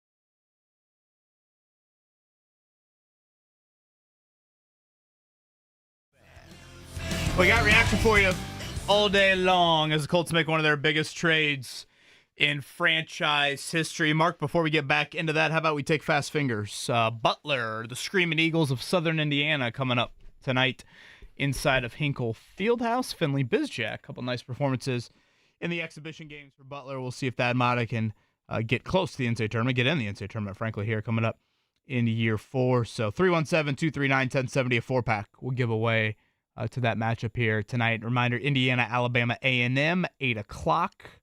As the Darren DeVries era gets underway, you'll see a team that'll shoot a lot more threes and share the basketball a lot more. I think that is something you'll definitely see. Questions defensively, questions in the front court a little bit from a depth standpoint, but you'll certainly see a difference in the amount of threes and the sharing of the basketball for Darren DeVries and company. James Boyd, the thing you like the most about what the Colts did yesterday is what?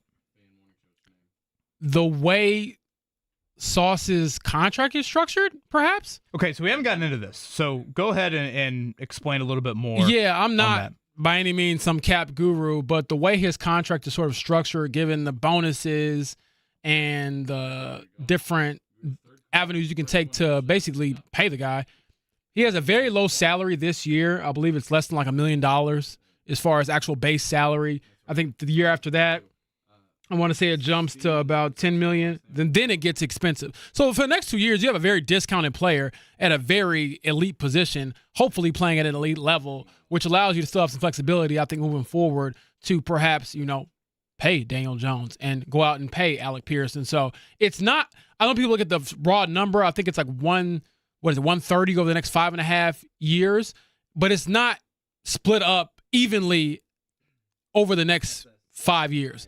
It's kind of backloaded, which in a sense gives you an opportunity to remain aggressive over the next couple of years, which is the best way I can kind of describe the way his contract is structured. Yeah, I mean, when you look at it, and again, it's not 1,000% clear how the contracts and or franchise tag will be deployed by the Colts, but with adding Sauce Gardner, you should retain Daniel Jones. My assumption is you should retain Alec Pierce. Braden Smith, Nick Cross, a couple other free agents, those are a little bit of a question mark for me. But outside of that, this should be your core for 2026 too. And so I think when you see a trade like this, you're kind of like, wait, how's it all going to fit puzzle piece wise? But this should be, kind of a 2-year, maybe even a 3-year window.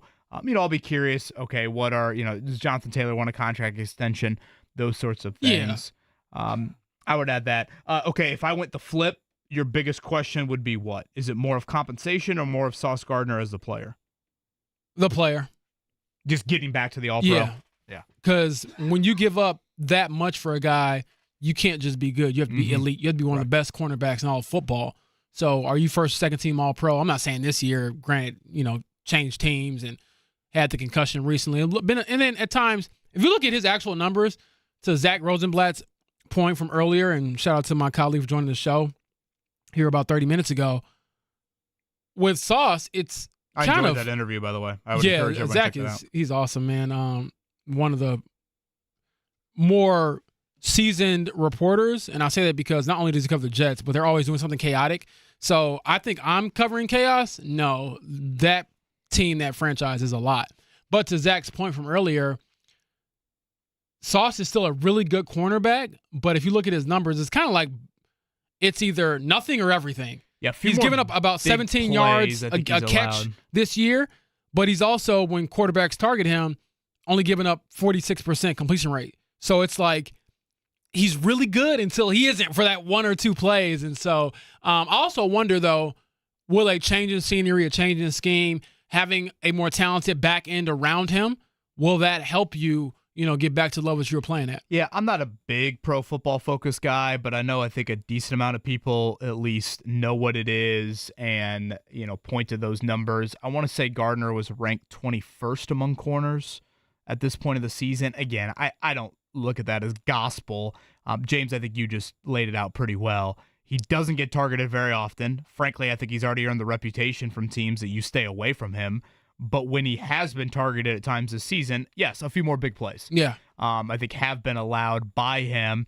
And as Zach shared with us, in the Robert Saleh defense, which Sauce Gardner was originally drafted into and became an All-Pro, he primarily stayed on one side. They had DJ Reed, another corner opposite him, who was also a pretty good player. But with Aaron Glenn coming over this year, there's been a little bit more of a shadow role. So, obviously we've seen Charvarius Ward do some of that. Of course, he's been out. Jalen Jones actually did some of that with DK Metcalf. I mean, the Colts cornerback room from a depth standpoint, Jalen Jones is your fourth corner. I mean, that is a dream based off all the corners they've had in and out this season. So Justin Wally was supposed to start this year. Right. I mean, you could the do rookie a 30 third-round for pick. 30 on the Colts cornerback room this season. Yeah, Xavier man. Howard retired from the NFL. That seems like a lifetime ago. Somewhere Gus Bradley yesterday had to be thinking to himself, wait, Dallas Flowers off a torn Achilles? I know. My boy was shopping at, the thrift store, and they were taking Lou Anarumo to Neiman Marcus and, Von Maher. Such a great way. Von Maher, I feel like Colleen Bowen lives there. Oh, so Colleen Bowen must have some money. I was in Von Maher yesterday, and I was window shopping. Mm-hmm. I looked at a suit, $700, and I was like, Whoa. Look at you, James boy. Tell us more. Can I get a job at The Athletic? Can he No, up? I just was walking through and looked at I was looking at some different things. What do you got? You got a little Met Gala coming up in Berlin? Yeah, I think I'll tell my mom whenever she always is like, you got to look like something for one game a year, I guess. And so, I'll be a little sharper Saving come that Sunday. For February, what? Oh, so you're going Sunday? Yeah, I'll be looking like something. Look at that. That Berlin per diem's coming in handy. Yeah, the Berlin per diem. It was funny. I was alert the German women right now. Yeah, I was Guten and Tag. I want to say the last time I put on a full suit for a game was the last overseas game. So yeah, that'll be a nice little. So we get change your of pace. mediocre wardrobe, and they get your elite wardrobe. Yeah, shout out see to how it is. Lorna Boyd. She's always on me like, hey, represent the family a little bit better when you're out of town, I guess. So James is going to cover a game. He's going to come back with a German wife. Look at hey, this. I don't discriminate against anybody. There you go. I was listening to the Jets GM yesterday, and he was detailing. And by the way, it does not sound like we'll hear from Chris Ballard. I was hoping we would. I think, frankly, a deal of this magnitude, the GM. I'll just call him. Should talk, but just see if he wants to join the airwaves. Just a statement yesterday from him. But the Jets GM did have a press conference, and he basically mentioned that originally the Colts called about other corners on their roster, and the Sauce Gardner thing was never really a possibility. And then as the deal kept on getting a little sweeter and a little sweeter and a little sweeter, his words I think were richer. He couldn't say no, and it sounded like the AD Mitchell element to the deal, the 2 first-round picks plus Mitchell, was probably what pushed it over the edge. And again, this to me is an unprecedented deal. I know a lot of people have pointed to the Eric Dickerson deal. To me, that was you used the word relevant earlier, James. It's a good way to put it. That was more of a, hey, yeah, the Colts exist in the NFL. The Indianapolis Colts exist in the NFL, 3 years into the move. This is more of we're giving up some major draft capital to try and win it all. I mean, that's the simplest way absolutely to put it. And to me, for the deal to be a win, for us to look back on this deal and say that was a great trade at some point, yes, you need Sauce Gardner to get back to being an all-pro. I think your defense needs to become a top 5 unit. I would argue it's one of the most highly invested defenses in the entire NFL, draft pick and money-wise. And then lastly, at some point, you got to play for it all. Absolutely. And if you look at the secondary in particular, Chris Ballard went out and bought it. This wasn't, I'm trusting my guys, like you referenced a few minutes ago, Dallas Flowers off a torn Achilles. This was, no. I haven't drafted well at that position. I mean, keep in mind, we're talking about the cornerback room. They got rid of Juju Brents. He was a second-round pick a couple years ago. He's out the door, and you said, okay, we tried to do it one way with Justin Wally coming in here, and he got hurt. Dylan Jones got hurt. Xavier Howard, terrible experiment. He retires. You know what? I'm tired of this. I'm going to go shopping. And he had already done a little bit of that throughout the offseason by bringing in Cam Bynum, Charvarius Ward, and then now you bring in Sauce Gardner as well. So that is a lot of money, millions upon millions that you have now shelled out to make your unit, at least your secondary, one of the better units in the league. So I love the aggressiveness. I love the fact that they're going to try to go for it because it does feel like, again, at 7-2, first place in the AFC, first place in obviously the AFC South, it allows you to perhaps capitalize on a window that like I said earlier in the show, was boarded up.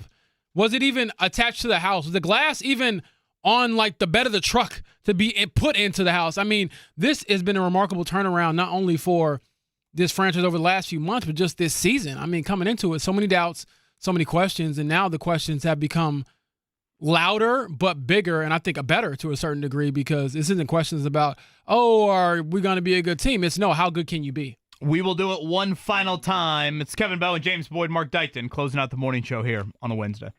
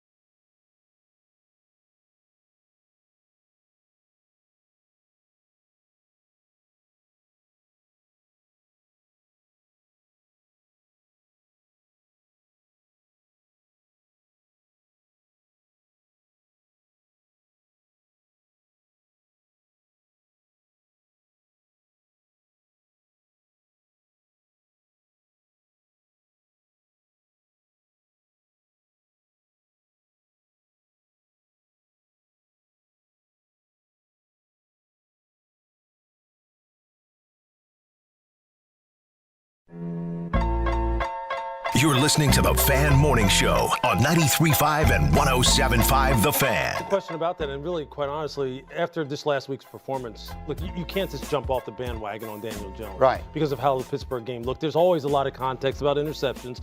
We talked about that. They're fine there. Look, as far as what this does for them defensively with Sauce, as Jeff was alluding to, was this.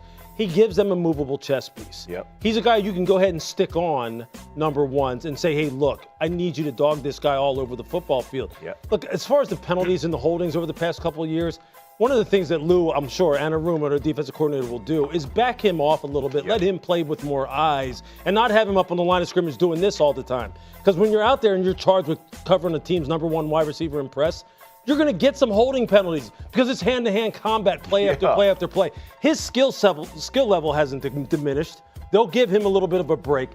The Colts are set up right now, though, Yes, man. they are. Chris Ballard, hey, look, he went from being a guy who many people wanted to run out of Indy. Yep. So now all of a sudden you're going, okay, you're making some moves, man. And listen. Louis Riddick earlier today on the move for Sauce Gardner. Again, Colts get back to practice here this afternoon. They'll practice today and tomorrow, board the plane to Berlin coming up Thursday night. Sauce Gardner was in concussion protocol with the Jets. There's no joke with that. He actually was. Got hurt, or didn't play, I should say, in the Week 8 matchup. They were on a bye last week. I assume we'll hear from Sauce Gardner later today, but that'll be a little bit of the schedule. I know we have a couple callers hanging on here. Mark, you said Joe's been with us for a while. Joe, I believe, a thought on Chris Ballard. Good morning, Joe. How are you? Hey, good morning. I'm good. Thanks for taking my call. Forgive me if I didn't hear if you guys talked about this or not, but, Ballard has really changed the way he's doing things. And I'm just curious, obviously, the passing of Jim Irsay changed some of that. But, my thoughts were, is it possible that when Jim was, when he was in charge, was he really not letting Ballard spend the money, even though Ballard said he would let him? Or is it he's backed into a corner now and he knows that he doesn't have the leadership above him that's going to retain him if he doesn't make these moves and start winning now? Like, just curious what your guys' thoughts are on that. Yeah, I don't think I view it in that light, James. And Joe, thank you for the call. I think Ballard has always been more of a frugal approach to free agency. I think that I think Jim Irsay was content with that, but I don't think that at all. And then after 8 years of the results being the results, he decided to change his ways a bit when it came to that, specifically Cam Bynum and Mooney Ward. And then I look at this move, James, and to me, this is different than the Mooney Ward, Cam Bynum. That was, again, your 8 years of results haven't led to what you want, so let's do some things differently. This, to me, is an indication of where you are in season. And, absolutely. Some of your core is a little older, and you say, hey, if this window's cracked in the AFC right now, let's make a big-time move at a premium position to try and do it. So I don't view it as the Jim Irsay, cloud. No, not at all. I think this is, oh my gosh, we're actually 7-2. Let's do something to maximize what we have sort of not fell into, but we've earned the fortune of with some of the previous moves we've already made and the landscape of the AFC. The Chiefs, who are the 3-time defending AFC champions, are 5-4. I believe Texans are 3-5 right now, and they're the 2-time defending AFC South champion. You look at where the Ravens are; they're 3-5 with Lamar Jackson. The Bills, granted, are 6-2, and the Patriots are 7-2. But there is some vulnerability there within that NFL landscape in the AFC in particular, where I feel like you might have more conviction in your team than you've had before, and also just more doubt about what else is around you and who can truly contend this year. So I like the move. I like the aggressiveness. And to give more context to it, we've talked about it a lot on this show in the weeks leading up to the trade deadline, but that marks Chris Ballard's second in-season trade during the first 9 years of his tenure. And the two trades could not be more different from the amount of attention, eyes, and what it means for the actual team. Now, in 2022, your backup running back, Nyheim Hines, says, I want out. You move him. You, I believe, got like a 4th or 5th round pick in return. You get Zach Moss, who turned out to be a pretty good player for you for about a year and a half. And then you look at where you are today. You just made a move that, like you've talked about, Kevin, should put you into Super Bowl contention. Yeah, and one thing I'm fascinated by now moving forward is what Lou Anarumo will cook up from a pass rush standpoint, i.e. blitzing, trusting his secondary. Exactly, which you couldn't really trust given all the injuries and things like that. Just the trust of, Louis Riddick points out there of Sauce Gardner, shadowing guys. Well, Mooney Ward, I think, can also do that. So now if you just leave those guys, frankly, on each side, that can allow you to do a lot of different things coverage-wise. And then with your front, I think you have to get a little bit more creative just from a sheer bodies and, blitz look, because I just don't think you're built to have a four-man. I don't know, maybe the four-man rush will get home a little bit more now if your back end's able to hold up. But that, I think, is a huge element to it all. Your biggest question for Sauce Gardner today, if indeed he talks, James, is what mine is. What's your favorite golf course?